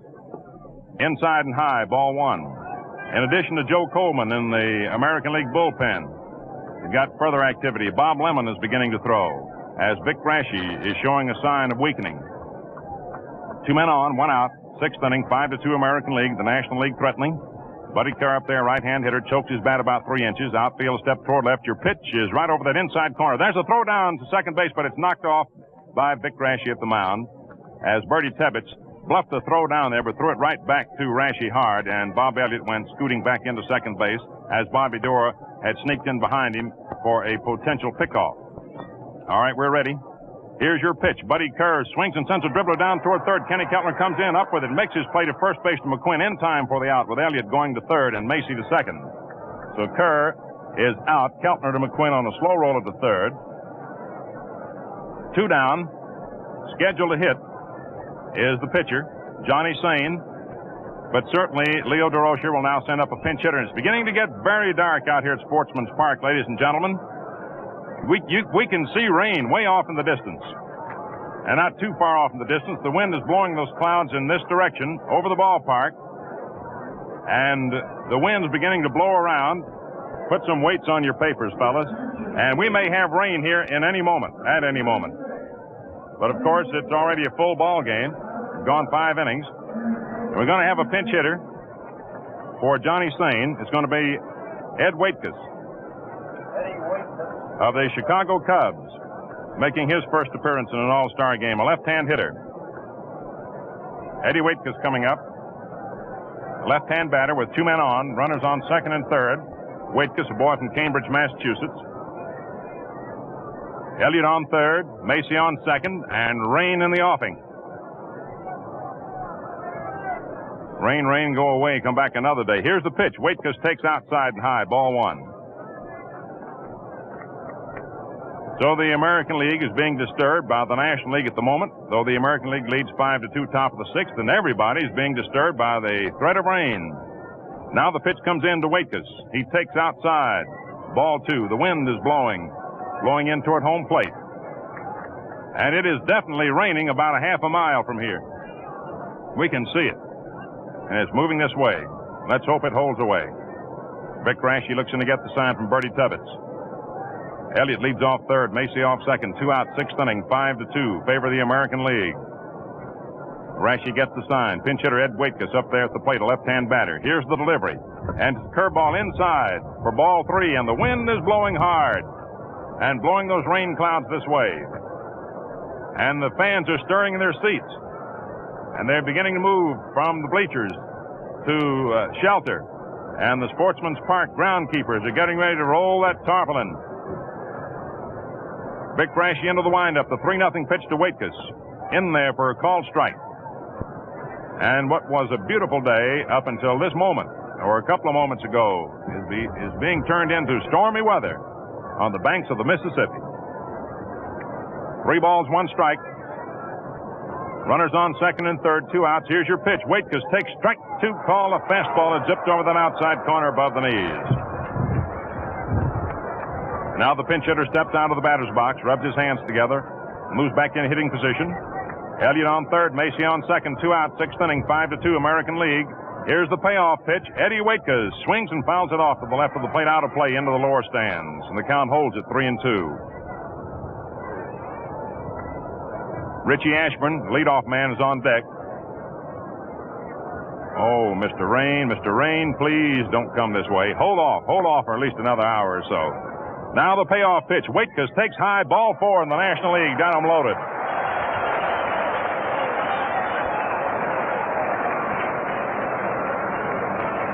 That is the first base on balls given up by Vic Raschi. And the second pass issued by American League pitchers. Masterson walked 1 in his 3 innings. You got Elliott on third, Macy on second. Eddie Waitkus on first base, 2 out, sixth inning, 5-2 American League. And here's Richie Ashburn, who's had 2 out of 3, 2 singles, fly to left in his other appearance. And the pitch, Ashburn takes strike call, a fastball poured over there, letter high. Vic Raschi in a bit of a jam. Goes to the rosin bag, gives a little touch. Activity in both bullpens. Lemon and Coleman warming up in the American League bullpen. Blackwell for the National League. Bases loaded. Rain is on its way. The pitch. High outside. Almost a wild pitch. Bertie Tubbets had to go far off to his left, reach way over his head to keep that one from being a wild pitch. Bertie calls time and walks out toward the mound to try and settle Vic Raschi down. The William and Mary boy, who was born in West Springfield, Massachusetts, now lives at Conesus Lake, New York. Often referred to as the Springfield Rifle. On the mound with a count. 1 ball, 1 strike, 2 outs, bases loaded. Top of the sixth inning, American League leading 5-2, with the National League having the bases loaded and 2 down. And the pitch. Swung on and fouled back to the screen, strike 2. The wind is blowing at a terrific clip. Over toward left field. And blowing in toward the plate now as it quarters around. Elliott on third, Macy on second, Waitkus on first, 2 outs, sixth inning. 1 ball, 2 strikes, 2 outs. Richie Ashburn, the batter, a left-hand hitter. Vic Raschi into the windup. Here's the pitch. And it's in there for called strike 3. Beautiful curveball. And Vic Raschi pitches himself out of the jam. So for the National League, no runs, 2 hits, no American League errors, and 3 big men left on for the National League. And the score at the end of 5.5 innings remains the American League 5, the National League 2. When I say he won 511 games during his pitching career, you know I'm talking about the all-time no-hit king. Yes, and when I tell you it has the sharpest edges ever honed, today's Gillette Blue Blade pops into your mind. Men, this blade fits your Gillette razor exactly. its edges line up absolutely parallel and extend precisely the right distance. You avoid the irritation and discomfort caused by misfit blades and faulty shaving methods. For extra convenience, at no extra cost, buy Gillette Blue Blades and the handy Gillette dispenser. This contains 20 blades with 40 shaving edges. You deal them out one at a time, unwrapped, ready for any Gillette razor. Also, you pay only 98 cents, price of the blades alone. Look sharp, feel sharp, be sharp. Use Gillette Blue Blades with the sharpest edges ever honed. Coming in to do the pitching now for the National League and causing oohs and ahs as he fires that ball into the plate in his warm-up pitches is Ewell Blackwell, sensational right-hander of the Cincinnati Reds. The buggy whip. Tommy Holmes has gone into right field to replace Enos Slaughter. Holmes of the Boston Braves. Ashburn is still in center. Stan Musial still in left. Bob Elliott at third. Buddy Kerr short. Red Shane Dean second. Johnny Mize first. Shane Dean and Mize have been in there ever since the game started. Phil Macy doing the catching and Ewell Blackwell coming on to do the pitching. As we go into the last half of the sixth inning, Johnny Sane came into the fourth inning with one out, worked the fifth. So he worked 1 2/3 innings. Kenny Keltner leads off for the American League last half of the sixth inning. Right-hand batter. The first pitch is high, ball 1. Keltner walked in the second inning and singled to left in the fourth. It's thundering in the distance out back of right field. 5-2 American League, last half of the sixth inning. Ewell Blackwell sidearms him. It swung on and lined out to right field viciously. Going back is Holmes. He makes the catch knee-high as the ball sank on him as he went back on it. And there's one away for the American League in the last half of the sixth. Coming up now is George McQuinn, who's been in there at first base throughout the contest. McQuinn flied to center and singled to center in his 2 previous appearances. Ewell Blackwell on the hill, appearing in his 3rd All-Star game, throws a curveball that swung on, looped over the head of Buddy Kerr out into short left center, and it dropped in there for a base hit in front of Stan Musial, who gave it a good try. And McQuinn is on with his second hit in succession. A bloop single to left center. And for George McQuinn, it's his 3rd All-Star game hit. He had 1 out of 8 until the start of today's All-Star Classic. This being McQuinn's 3rd appearance in one of these Midsummer Dream games. That's the 5th American League hit of the afternoon. The first off Blackwell, and here's Bertie Tebbetts, peppery backstop of the Boston Red Sox, a right-hand hitter who replaced Buddy Rozar back of the plate. There goes McQuinn, hit and runs on. The pitch is swung on and missed. The throw down to Curry. Puts the tag on McQuinn, and he's out. And then the decision is changed by Bill Stewart, and he says he's safe. And Buddy Kerr is arguing with Bill Stewart. The first disturbance of that kind in the ball game. Buddy Kerr can't contain himself as he goes after Bill Stewart, and Bill Stewart keeps walking away from him. And the New York Giants fighting shortstop is right after the diminutive umpire. Evidently, Buddy Kerr must have missed the tag. And Buddy is still arguing with Bill Stewart. It's scored as a stolen base. The hit and run was on. The pitch was way outside. I don't think it was a pitch out. Tebbett swung at the ball anyway. The throw down was in time, but somehow or other McQuinn got around the tag to stolen base. The count on Tebbett is 1 strike. 1 away, last of the 6th inning. Blackwell has the stretch, sidearms the hitter, and it's way outside for a ball. 1-1. I'll tell you one thing. If I were a right-hand hitter, I'd hate to stand up there against that Blackwell. He's all arms and legs. I think Lou Smith, Cincinnati sports writer, described Blackwell appearing to a batter, when he delivers that ball to a batter, appearing to the batter as if his man falling down out of a clump of trees. The tall right-hander throws. Curveballs outside, ball 2-1. Sidearm sinker specialist. Mixes it up with a good fastball, curve. 2 balls, 1 strike to count on Bertie Tebbetts. George McQuinn on second base. 1 out, last half of the 6th inning. The American League 5, the National League 2. Stan Musial homered in the first inning with 1 on to give the National League a temporary 2-0 lead. Now Ewell Blackwell delivers. Fastball swung on and missed. Tebbetts went all the way around. The count is 2-2. The outfield is playing Tebbets just about straight away.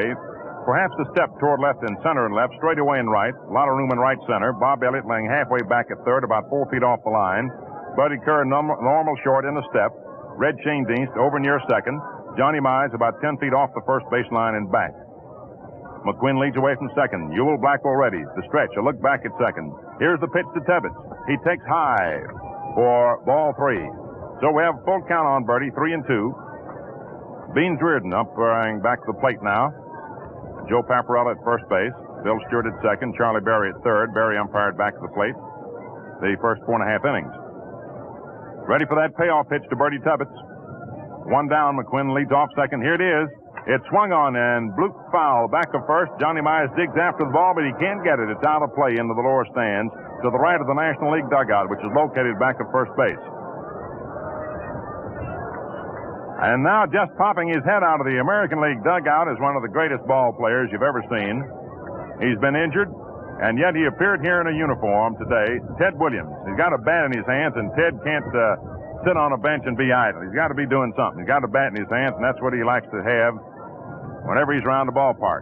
All right, Birdie Tebbets awaiting that payoff pitch once again. Here it is. It's strike 3 call. A sidearm fastball on the outside corner, and Birdie Tebbets gets mad at Beans Reardon. He got red in the face and hollered at Beans, and Beans took his mask off and went right back at Birdie, and they're standing there face to face at home plate. And now Birdie is leaving. And so the second disturbance between the players and the umpires. And I want you to know that proves that these two ball clubs are out for business. And Ted Williams is going to use that bat, ladies and gentlemen. He comes out of the dugout, and he's going to pinch hit. He's going to pinch hit for Vic Raschi. Birdie Tebbets strikes out, and Ted Williams, listen to the roar.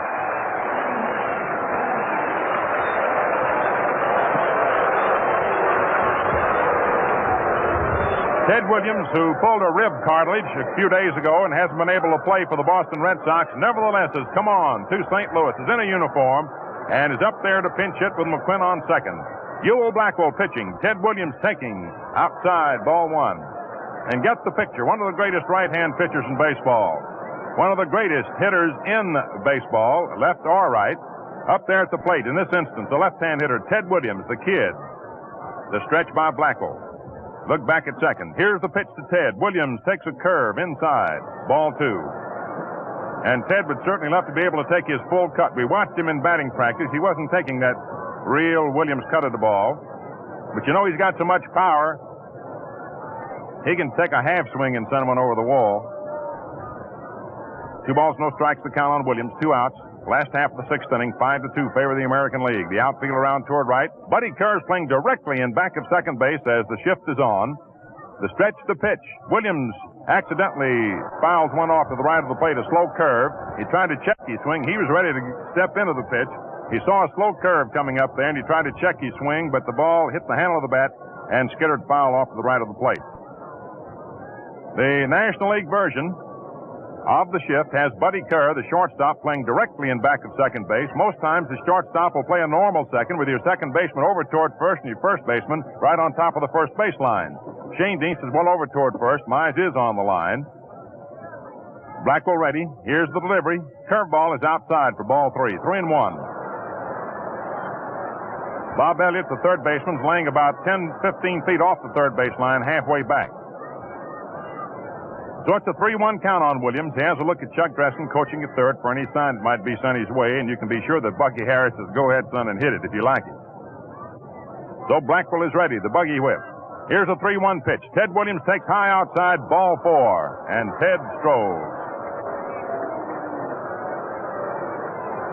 Some of the fans indicate their displeasure over Williams' inability to swing at one, but Ted takes a walk down to first base. And now, native St. Louisans applaud the appearance of one of their own St. Louis Brownies, Al Zarilla. And here is Hal Newhouser going down to run for Ted Williams. Hal Newhouser, great left-hand pitcher for the Detroit Tigers, makes his appearance in the ball game as a runner for Ted Williams. We're in the last half of the 6th inning, ladies and gentlemen, with a score. The American League 5, the National League 2. There are 2 outs. McQuinn's on second. Newhouser running for Williams is on first. The batter is Al Zarilla, left-hand hitter. Ewell Blackwell has the stretch, the pitch. Zerillo swings and sends a bounding ball out to Shane Deans. 2 hops. He's up with it over to Kerr for the force out on Newhouser. And that is all for the American League in the last half of the 6th. No runs, 1 hit, no errors, 2 men left on. And the score at the end of 6 innings, the American League 5, the National League 2. And right now, let's pause for station identification. This is the world's largest network, the Mutual Broadcasting System.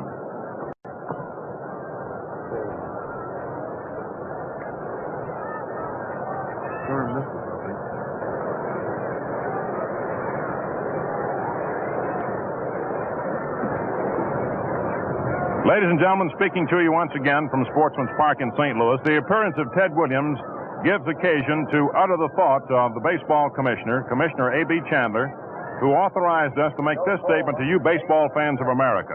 He said that almost without exception, every man who was selected by you fans and by the managers is here today in uniform despite injuries or whatever the situation may be.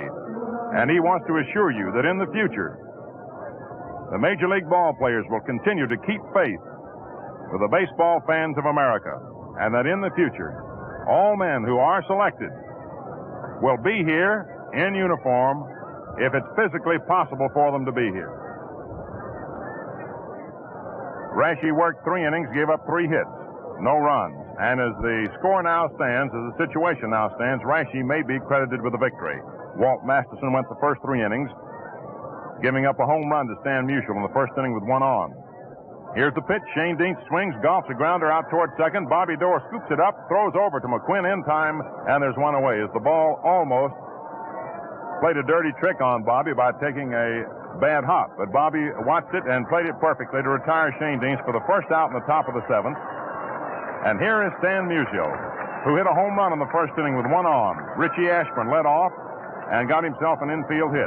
Musial singled in the 3rd, struck out in the 5th. Right-hander Joe Coleman comes in with an overhand curveball that zips over that inside corner for a called strike. Joe Coleman of the Philadelphia Athletics, 6'2", 193-pounder, comes in with fastball that's outside, 1-1. Coleman, a 25-year-old boy, is from Arlington, Massachusetts, and we have quite a number of New Englanders in the ball game today for both teams. Outfield around toward right. Here's your delivery. It's a curve inside, round the knees. Ball 2, 2-1. 1 out, 7th inning. Johnny Mize is on deck. Stan Musial at the plate. And Ralph Kiner is throwing out in the bullpen. He may see some action shortly. Here's your pitch. Musial takes outside. Ball 3, 3-1. Joe Coleman, you know, is the boy that was discovered by Father Gilbert, who discovered Babe Ruth. Now the pitch to Stan. Inside, ball 4. And one of the great hitters in baseball gets the base on balls here in the 7th inning.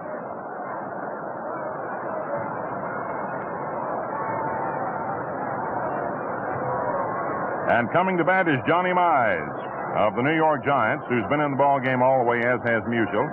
Mize has had 1 out of 3, first inning single, hit into a forced play in the 3rd inning and grounded out to second in the 5th. Coleman delivers, pitch that's inside for ball 1.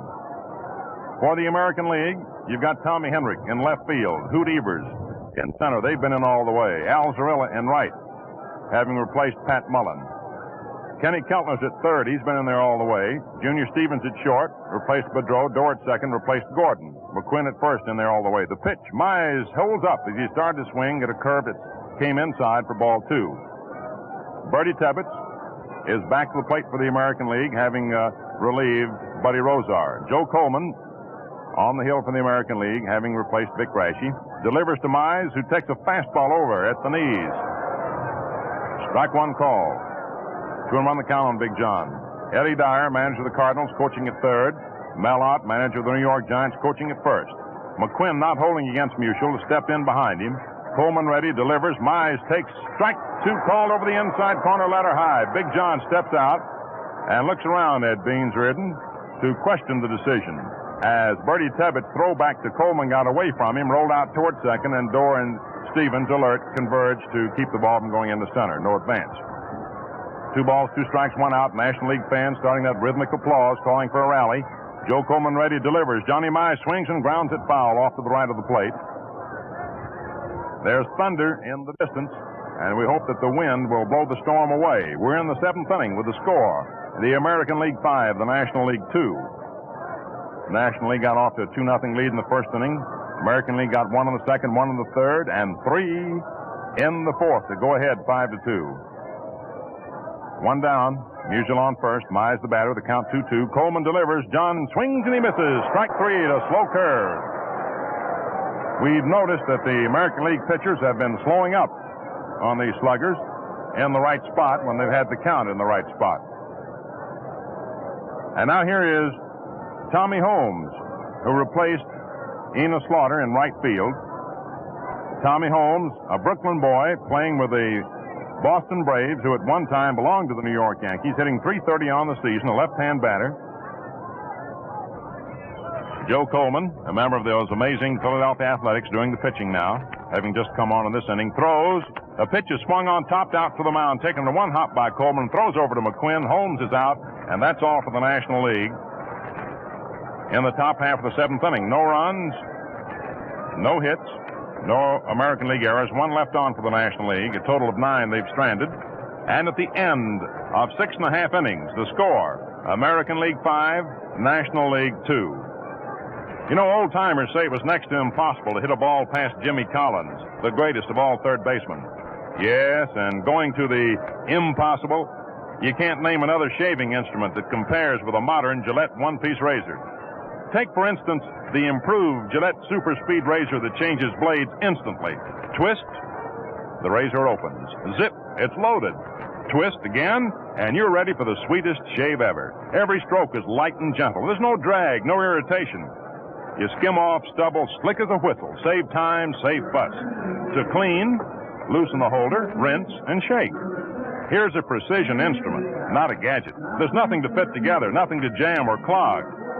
For modern shaving comfort and convenience, get the improved Gillette Super Speed Razor with 10-blade Gillette dispenser. A big $1.50 value for only $1. Coming into the last half of the 7th inning, changes in the National League lineup. Replacing Al Schoendienst at second base is Bill Rigney of the New York Giants. Stan Musial has moved over to center field, and Ralph Kiner of the Pittsburgh Pirates has taken over in left field. So make those changes, if you will. Put Musial in Richie Ashburn's place in center, and put Ralph Kiner in left field. Tommy Henrich leading off last of the 7th. Ewell Blackwell throws a curve that's outside for ball 1. Put Bill Rigney in there at second base in place of Red Schoendienst. Right-hander Ewell Blackwell delivers. Tommy Henrich takes right in there for a call strike fastball. It zipped over there about letter high. It's a 5-2 ball game, favor of the American League, last half of the 7th inning. Henrich's been in the all the way. He struck out twice, popped out to short once. Blackwell throws. Fastball is swung on, drilled foul down the left field line and out of play as it goes into the stands. 1 ball, 2 strikes the count on Tommy. Boy from Massillon, Ohio. Considered by many to be one of the most underrated baseball players in the major leagues. 1 ball, 2 strikes the count. Blackwell has a look over into the National League dugout. Evidently, Leo DeRocha must have hollered at him to throw a certain kind of a pitch. But anyway, here it comes, and it's high. Ball 2, 2-2 the count. This is Henrich's 3rd All-Star game. He came in today's Classic with 1 out of 5. He hasn't hit today in 3 appearances. 2 balls, 2 strikes. Ewell Blackwell delivers. Curveball swung on and fouled off again back of third base into the upper deck. Count holds at 2-2. We are indebted for the official scoring on doubtful plays to Mr. Ed Burns, Bob Burns, and Sid Keener of the 4th Estate. Now the 2-2 pitch on its way. Tommy Henrich swings and fouls another one off to the left of the plate into the upper deck. As the thunder breaks loose with an ominous warning, and we hope that's all it will be, is just a warning. We'll be nice and gentle and quiet if you just let the rain hold off for a little while longer. 5-2, American League last the 7th. Again, the pitch to Henrik. Tommy takes outside, fastball, ball 3, and the string is run out to 3-2. Blackwell has won 6 and lost 5 this year. A sore arm took charge of him shortly after the season got underway, and he has not been able to establish the sensational record this year that he did last year. Now the payoff pitch to Tommy Henrik. Swung on, popped up in the air down the left field line, going foul and out of play into the lower stands as Ralph Kiner started digging over for it. Bob Elliott and Buddy Kerr both started to move, but they saw it was foul and held up. Elliott third, Kerr short, Rigney second, Mize first, Macy catching, Kiner left, Musial center, Holmes right. Blackwell pitching to Tommy Henrik, and the 3-2 delivery. Fastball is inside, ball 4, and Henrik gets a base on balls to lead off for the American League in the last half of the 7th inning. That is the 6th base on balls given up by National League pitchers today.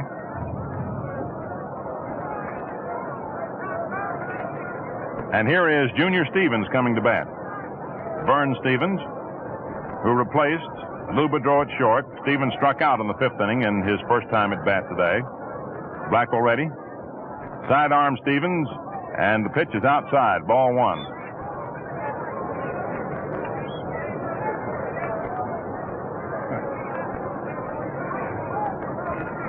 One ball, no strikes. Stevens has been a great help to those Red Sox, particularly in the last couple of weeks. He's really been banging the ball. Takes the pitch inside now for ball 2. He's been challenging Ted Williams and Joe DiMaggio for runs batted in honors in the American League and home run honors as well. 2 balls, no strikes to count. Outfield toward left. Stevens is a pull hitter. Nobody out. Henrik on first. Johnny Mize holding against him. Blackwell taking his time, looks in to get the sign from Phil Macy. Thundering again. Henrik leads off first. Blackwell ready. A look around. Here's your pitch. Swung on, hit into the hole between third and short out in the left field for a base hit. Kiner takes the ball on the hop, throws toward third, holding Henrik at second base. So Vern Stevens singles to left field to send Henrik down to second. And there's renewed activity now in the National League bullpen. Looks like Elmer Riddle of the Pittsburgh Pirates, who first gained fame as a member of the Cincinnati Reds, is beginning to warm up the bullpen, and we see a flash of lightning off back of right field. And there's the thunder that follows. And here is Bobby Dorr at the plate with runners on first and second. The stretch by Blackwell. Here's the pitch. Bobby shortens up, misses an attempted bunt. A throw down to Buddy Kerr, and Henrik is safe at second base. As the tag was put on, he slid in underneath it. Bill Stewart called it. Bobby Dorr missed an attempted bunt. The runners were way off their respective bases, ready to move. Phil Macy cut loose with a beautiful throw down on the bag, which Buddy Kerr came over and took on the run, put the tag on Henrik sliding in, but Henrik beat the tag. Elliott's in close at third. Mize in close at first to look for the bunt. Elliott will try to anchor at third in the event Blackwell or Mize can handle the bunt, or Macy the catcher. Now the pitch is bunted, popped up in the air. Mize comes in fast, grabs it in the air for the out, and the runners alert, streak back to their respective bases, one away. So Bobby Dorr, attempting to sacrifice, pops out to Johnny Mize halfway between home plate and first base.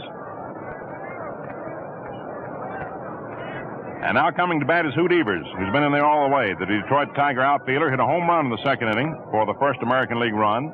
Popped to short in the 4th and looked to the 3rd strike in the 5th inning. Bats him right-handed. 5-2 American League, last of the 7th. One out, runners on first and second. Ewell Blackwell delivers. Hoot Evers swings and fouls a curve off back of first base, out of play against the upper deck steel girder, sometimes known as a facade. One strike to count. One out. Evers, a right-hand hitter, the batter of the outfield toward left. Henrik is on second. Vern Stevens on first. Infield shaded around toward third with Bob Elliott laying halfway back at third and about 3-4 feet off the line. Blackwell all set. Looks back at second and then steps off the rubber, bluffs a throw, and bluffs Henrik back towards second. Nobody was over to take the throw in any event. Once again, we're ready to stretch by Blackwell. Runners dance away. Here's a crossfire that's outside. Ball 1 to Hoot Evers. 1 ball, 1 strike. A young man who came to the Tigers touted as a potential great and who was stymied for a couple of years by injuries. So far this season, he's doing nicely, thank you. Blackwell throws, curve that swung on and missed. Strike two. I'm telling you, that sidearm stuff of Blackwell's is murder on a right-hand hitter. 1 ball, 2 strikes the count. Hoot Evers the batter. Tommy Henrik eases off second base. Stevens off first. Johnny Mize not holding against Stevens, of course. He's laying back deep at first, about 10 feet off the line. Blackwell again prepares to work, takes the stretch, looks back at second base. Here's the 1-2 pitch. High outside. The ball bounces out of the mid of Macy. No advance. And the count becomes 2-2. Jimmy Britt has seen Ewell Blackwell work many a ball game. He looks awful rough even from a radio broadcasting booth, doesn't he, Jim? I wouldn't want to stand up there with a bat that short, Mel. 2 balls, 2 strikes. 1 out. Blackwell sets once again, looks back at second. Here's his pitch. Swung on and fouled off back of first. Out of play, going into the lower stands as another clap of thunder bursts overhead. A short-sleeved crowd, and they have long since gathered their belongings, preparing to make a mad dash to the nearest shelter in the event the ominous-looking clouds overhead should let their wrath down upon those who've been kind enough to come out to see this all-star game. Ewell Blackwell throws. Pitch is swung on, foul tipped, and gets away from Phil, and the count holds it 2-2. It's a 5-2 ball game, ladies and gentlemen. Last half of the 7th inning. Favor the American League. The broadcast coming to you the best wishes of the Gillette Safety Razor Company from Sportsman's Park in St. Louis. Ewell Blackwell, 4th pitcher used by the National League today, on the hill, pitching to Hoot Evers with Tommy Henrik, who walked on second base, and Vern Stevens, who singled on first. And there's 1 out. Now the 2-2 pitch. Swung on, foul off again to the right of the plate as Evers keeps trying to get hold of it. Ball's out of play. Phil Macy gets a new ball from plate umpire Beans Reardon, tosses out to Blackwell. Meantime, Elmer Riddle continues to work in the bullpen for the National League.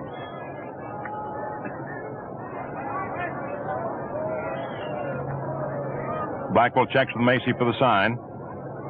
Henrik's about to wear out the baseline, leading off second, and Stevens from first. Here's your pitch. Fastball swung on, hit down the right field line, and it goes foul into the National League bullpen. That's an indication in itself of how speedy Blackwell is when a pull hitter like Hoot Evers continually hits him to right field, though foul. Shows that it's tough to get around on Blackwell's fast up. The right-hander looks in to get that sign from Macy. Henrik again leads off second. Vern Stevens takes his lead off first. The tall right-hander that has the stretch. Here's the pitch. Swung on, foul off again, off to the right of the plate. The ball bounces back down into the stands from off the roof. And, of course, as we indicated to you earlier, Commissioner Chandler said that no matter how dark it might become, if the ball game should be tied up, we'll turn on the lights and keep going until the game reaches a conclusion. Of course, it's difficult to do very much about the rain. If the rain comes down, I'm afraid we shan't be able to help out that situation. 2 balls, 2 strikes, 1 out. Runners on first and second. Ewell Blackwell ready. Here's his pitch. It's swung on by Evers, popped up into the air at about the mound, and with 1 out, we're looking for the infield fly rule to be called. It is, but Rigney comes in to make the catch at the mound, making the catch that Rabbit Marinville used to make around the midsection, letting that ball plop into his glove as he holds his glove just about belt high. But the batter was automatically out anyway, under the rule which says with runners on first and second or first, second, and third, less than 2 out, if a ball is popped into the air, which in the judgment of the umpire can be easily handled by an infielder, the batter is automatically out. The runners move at their own risk. So, Evers pops to Rigney at the mound, and here's Kenny Keltner, who walked single to left and flied to right. 2 men down. Here's the pitch to the right-hand batter. He swings and sends a drive out to left field. Ralph Kiner backing up, getting under it, and he takes it for the out. So once again, Ewell Blackwell pitches himself out of a potential jam. No runs for the American League. 1 hit. No errors for the National League. 2 men left on for the American League. A total of 7 that they have stranded. And the score at the end of 7 innings remains the American League 5, the National League 2. And incidentally, if you are sticklers for tradition and statistics, never has a National League entry ever won an all-star game when it has been the visiting team. The official paid attendance today, 34,009. 9 folks over 34,000, with the total receipts $93,447.07. And of course, the All-Star game, as you know, is played for indigent ball players. That's where the money goes. For ball players who have found their luck going against them after they have retired from active play. All right, we're ready now to move into the first half of the 8th inning with the American League out in front by a 5-2 score. And here is Bob Elliott coming up for the National League. Right-hand batter. Joe Coleman of the Athletics throws fastball high inside. Ball 1. 1 ball, no strikes. At the end of the game, Franz Locks will be on hand to give you a recapitulation of what occurred during the course of the game if you missed any of it. There's a curve that's over that outside corner for a called strike. And Elliott stepped out of the batter's box, a little bit angry about it. And Beans Reardon is looking away from him as the fans have something to say. 1 ball, 1 strike. Joe Coleman ready. The right-hander throws. Elliott swings and sends a long drive deep to right field. Alzarilla backs up near the wall and makes the catch for the out as that ball, taking off as it left the bat, looked as if it might go deeper than it did, and then sank, which cut down the distance of the drive. So Elliott lines to Alzarilla in right center. First half of the 8th inning with the score, the American League 5, the National League 2. Stan Musial's first inning homer with 1 aboard gave the National League a temporary 2-0 lead. Hoot Evers had a home run in the second to make it 2-1. The American League got another in the third and 3 in the fourth to lead 5-2. There's a pitch swung on by Phil Macy, hit high into the air, foul down the right field line. George McQuinn giving chase to it under it, makes the catch some 45, 50 feet down the line past first base and in foul territory. 2 up and 2 away quickly for the National League in the 8th inning. And here comes Buddy Kerr of the New York Giants, a native of New York. Another in the long line of native New Yorkers who have reached Major League fame, including people like the late Lou Gehrig and Joe Judge and Hank Greenberg, who incidentally is here today. Buddy Kerr, right-hand batter, swings and fouls it off behind the plate. Strike 1. Buddy Kerr replaced Pee Wee Reese at short. Keltner third, Stevens short, Dorr second, McQuinn first. Coleman pitching. Kerr taking a curve high outside. 1-1 now the count. Coleman asks for a new ball. Bertie Tebbetts turns around and gets it from Beans Reardon. Outfield playing Buddy, step toward left. Coleman working rapidly, delivers. Pitch, it's bunted but fouled off to the left of the plate. Buddy Kerr, who's off and running, has to come back. He's trying to get on any way he could, perhaps start something. And the count is 1-2 on the National League shortstop.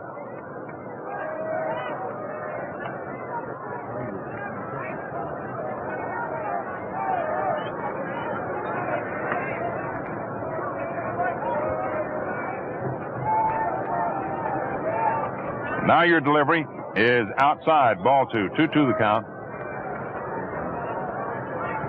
2 balls, 2 strikes, 2 outs. 8th inning, 5-2, American League.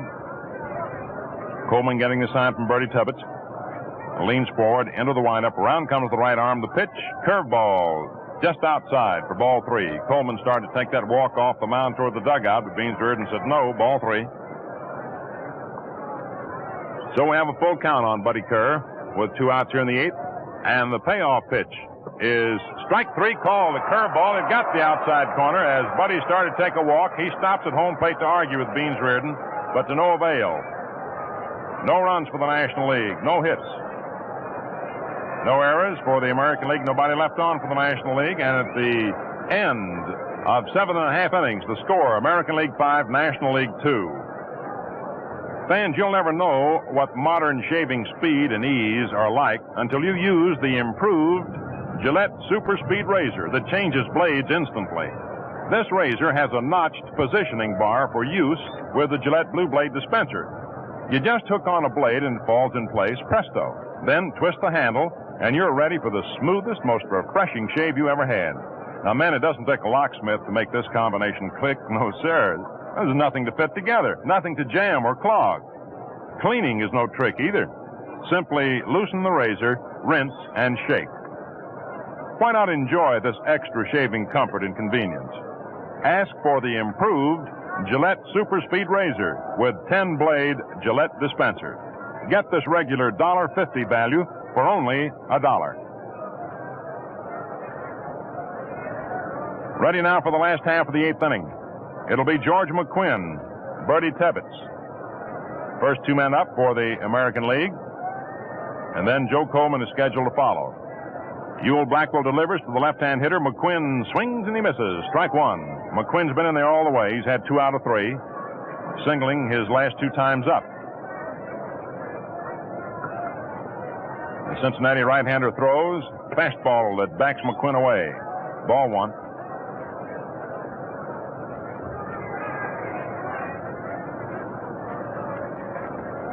Now the 1-1 pitch to McQuinn.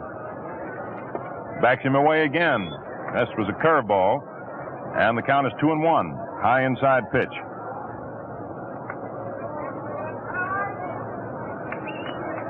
Outfield playing toward right and center and right, straightaway and left, the big hole in left center. Here's your pitch. McQuinn swings and sends a ground ball down the first baseline. Johnny Mize eats it up, a race to the bag. Mize wins it. McQuinn is out, and there's one away in the last half of the 8th inning for the American League.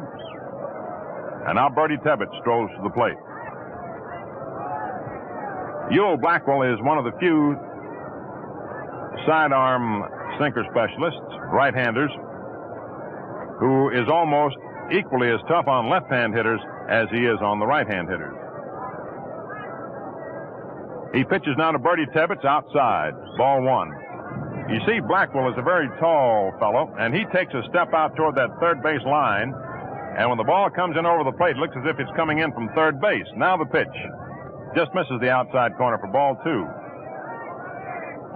Blackwell is a native of California. Lives in San Dimas, California right now. Was born in Fresno. The 2-0 delivery. Outside, ball 3. 3 balls, no strikes.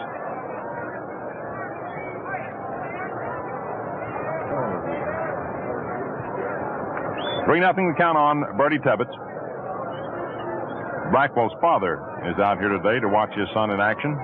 We had the pleasure of meeting him as folks stirred around about St. Louis last evening, all agog about the All-Star game. Now the pitch is over the inside corner for a call strike. Tebbetts started to take a walk, and Beans Reardon hollered out strike. Perhaps you may have heard it in the background over these microphones.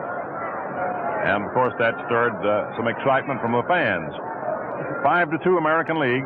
Last half of the 8th inning, 1 out, nobody on. The 3-1 pitch to Tebbetts. Outside, ball 4, and Bertie walks. That's the 7th base on balls issued by National League pitchers today. And Blackwell walks in toward the plate to argue with Beans Reardon. Not too vehemently, but he's a little bit irked. And he starts back toward the mound and stops and turns around and hollers something else back to Beans. To all intents and purposes, he's merely saying, as Jim Britt and I often hear the ball players talk, he's merely asking Beans to give him a break on the corners. All right, here's Joe Coleman up there to hit for himself, right-hander. Bertie Tebbetts on first, 1 out, last the 8th inning, 5-2 American League. Ewell Blackwell ready to work the stretch. Here's the pitch. Coleman bunts and fouls it off to the right of the plate. Strike 1. It was quite a nice gesture on the part of the baseball commissioner to allow Bert Schotten to throw out the first ball today. Bert Schotten, who directed the Brooklyn Dodgers to the 1947 National League pennant. Everybody seemed very pleased with it. Now the pitch to Coleman. He takes a fastball low. Ball 1, 1-1. Bert Schotten was a guest of the National League at the game today.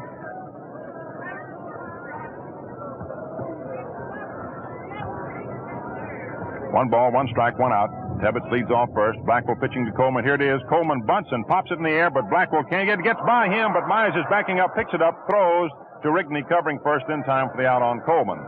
It was a little low pop, about 3 feet off the ground.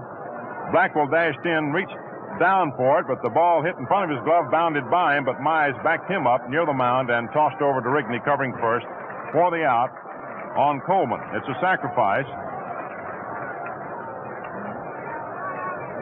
Moving Tebbetts down to second, and with 2 down, here is Al Zarilla, left-hand batter, having a great year with the St. Louis Browns. Blackwell ready to work. Here's his pitch. Swung on and missed, strike 1. A sweeping curveball that had Zarilla fooled all the way. The National League started Branca, came on with Schmitz, who fared worst of all today. Schmitz was relieved by Sane, and Blackwell in turn took over for Sane. Now the pitch. Swung on, hit up into the air, out into center field. Going back for it is Stan Musial. He's under it, makes the catch in deep center for the 3rd out of the inning. No runs for the American League. No hits. No National League errors. 1 left on for the Americans. A total of 8 that they've stranded. The National League has stranded 9 men during the course of the ball game. And we're all set to move into the top half of the 9th inning with the American League leading 5-2. As we indicated to you, ladies and gentlemen, Franz Laux will be on at the conclusion of this game to give you a recapitulation on how the runs were scored, so we shan't bother you with those details at the present time. They'll be given to you very shortly. At the moment, we pause for station identification. This is the Mutual Broadcasting System.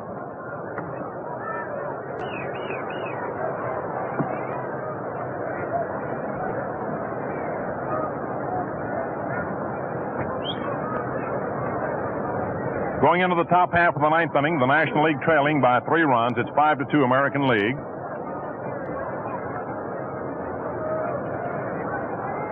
And we're going to have a pinch hitter for Ewell Blackwell.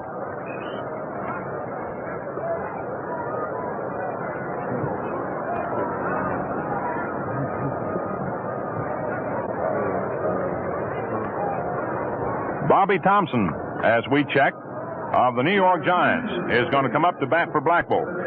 He will be followed by Ralph Kiner.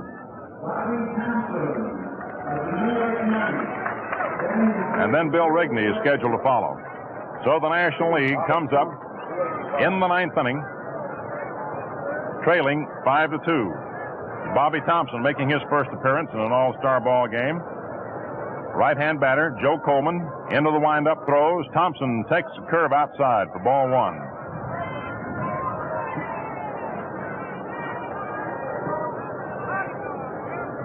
Bobby's one of the few Major League ball players that was born in a foreign country.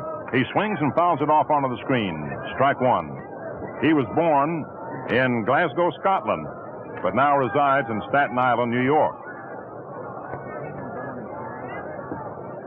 Of course, he came over here when he was quite young and learned the American game and learned it well. The right-hand hitter swings and fouls it off. Strike 2.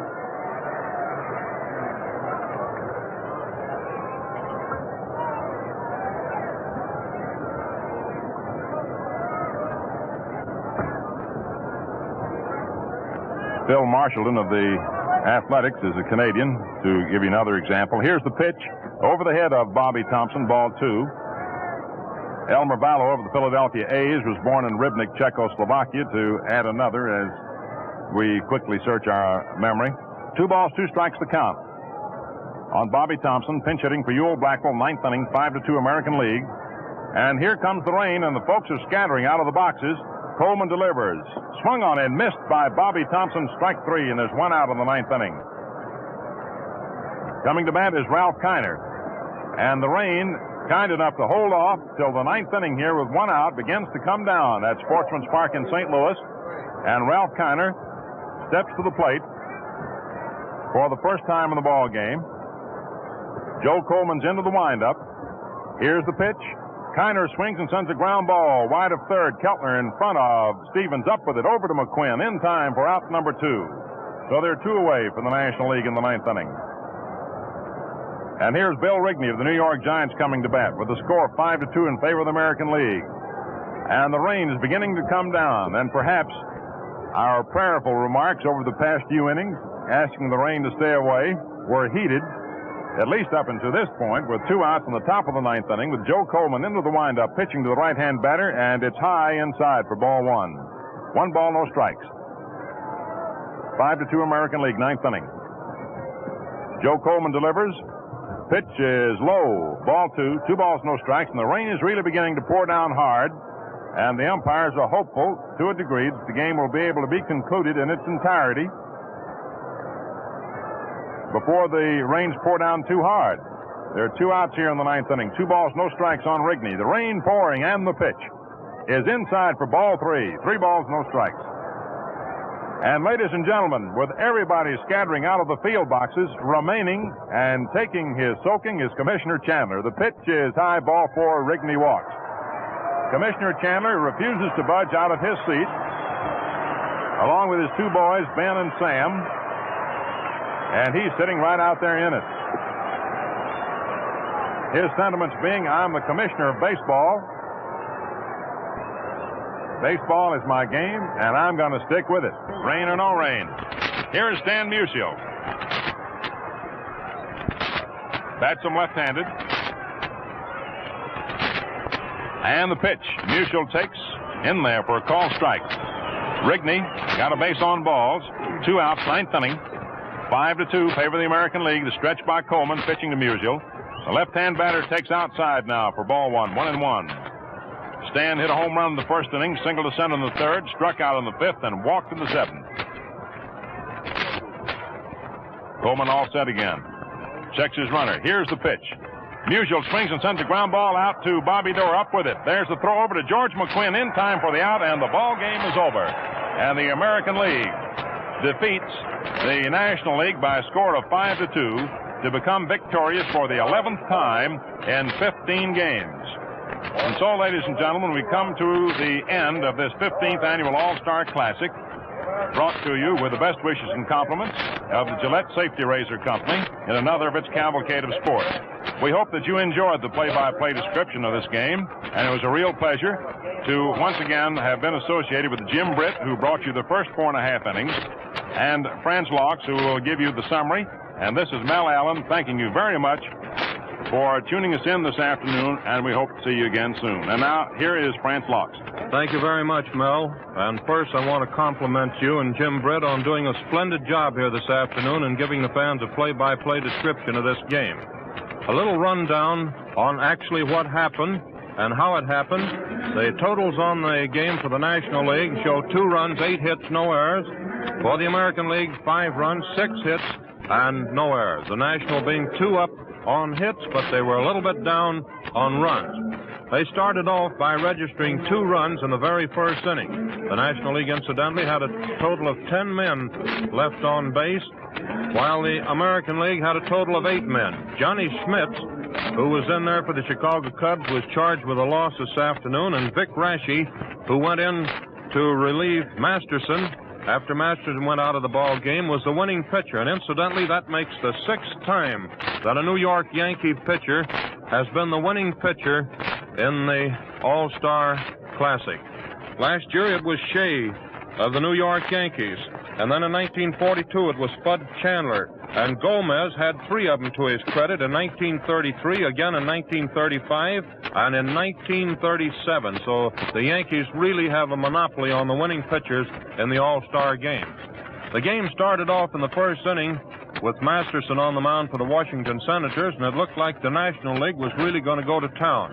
When Richie Ashburn smashed one down through the box, Joe Gordon made a great stop over back of second base, but his throw was a little bit high, and it was an infield hit for Ashburn.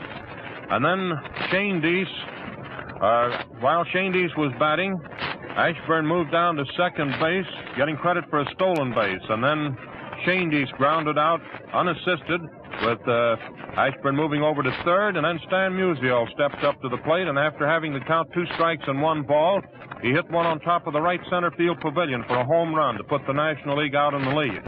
And that's the only runs that they scored for the day. Johnny Mize followed up with a single, and then Enos Slaughter walked, but they couldn't produce any more hits there in the first inning to get any more runs. Now, the American League came up with their first run in the second inning after one away when Hoot Evers sent a line drive into the left field seats. The American Leaguers came back to tie the ball game in the last half of the third without the assistance of a hit. 2 walks and a double steal resulted in the damage there in that inning. Vic Raschi, who happened to be the first batter up, walked. And then Pat Mullen also walked on 4 straight pitches. Then Hendrick struck out, was called out on strikes. And while he was batting, they worked the double steal on the third strike with Raschi moving over to third and Mullen down to second base.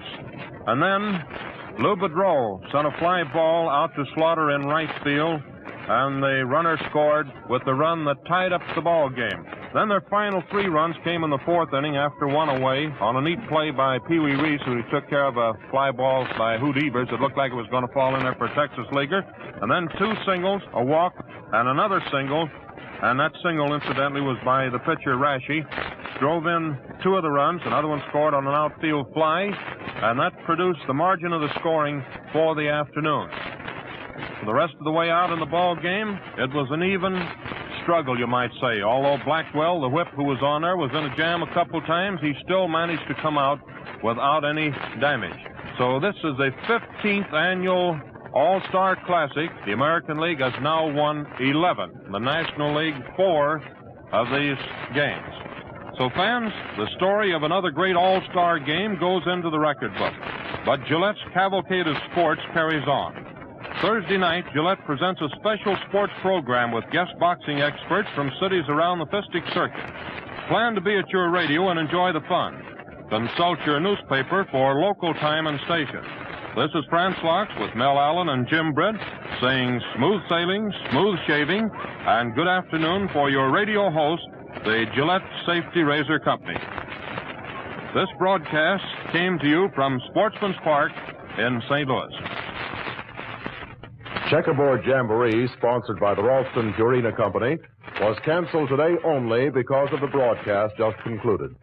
Stay tuned now for Queen for a Day, which follows over most of these stations in just a moment. This is the Mutual Broadcasting System.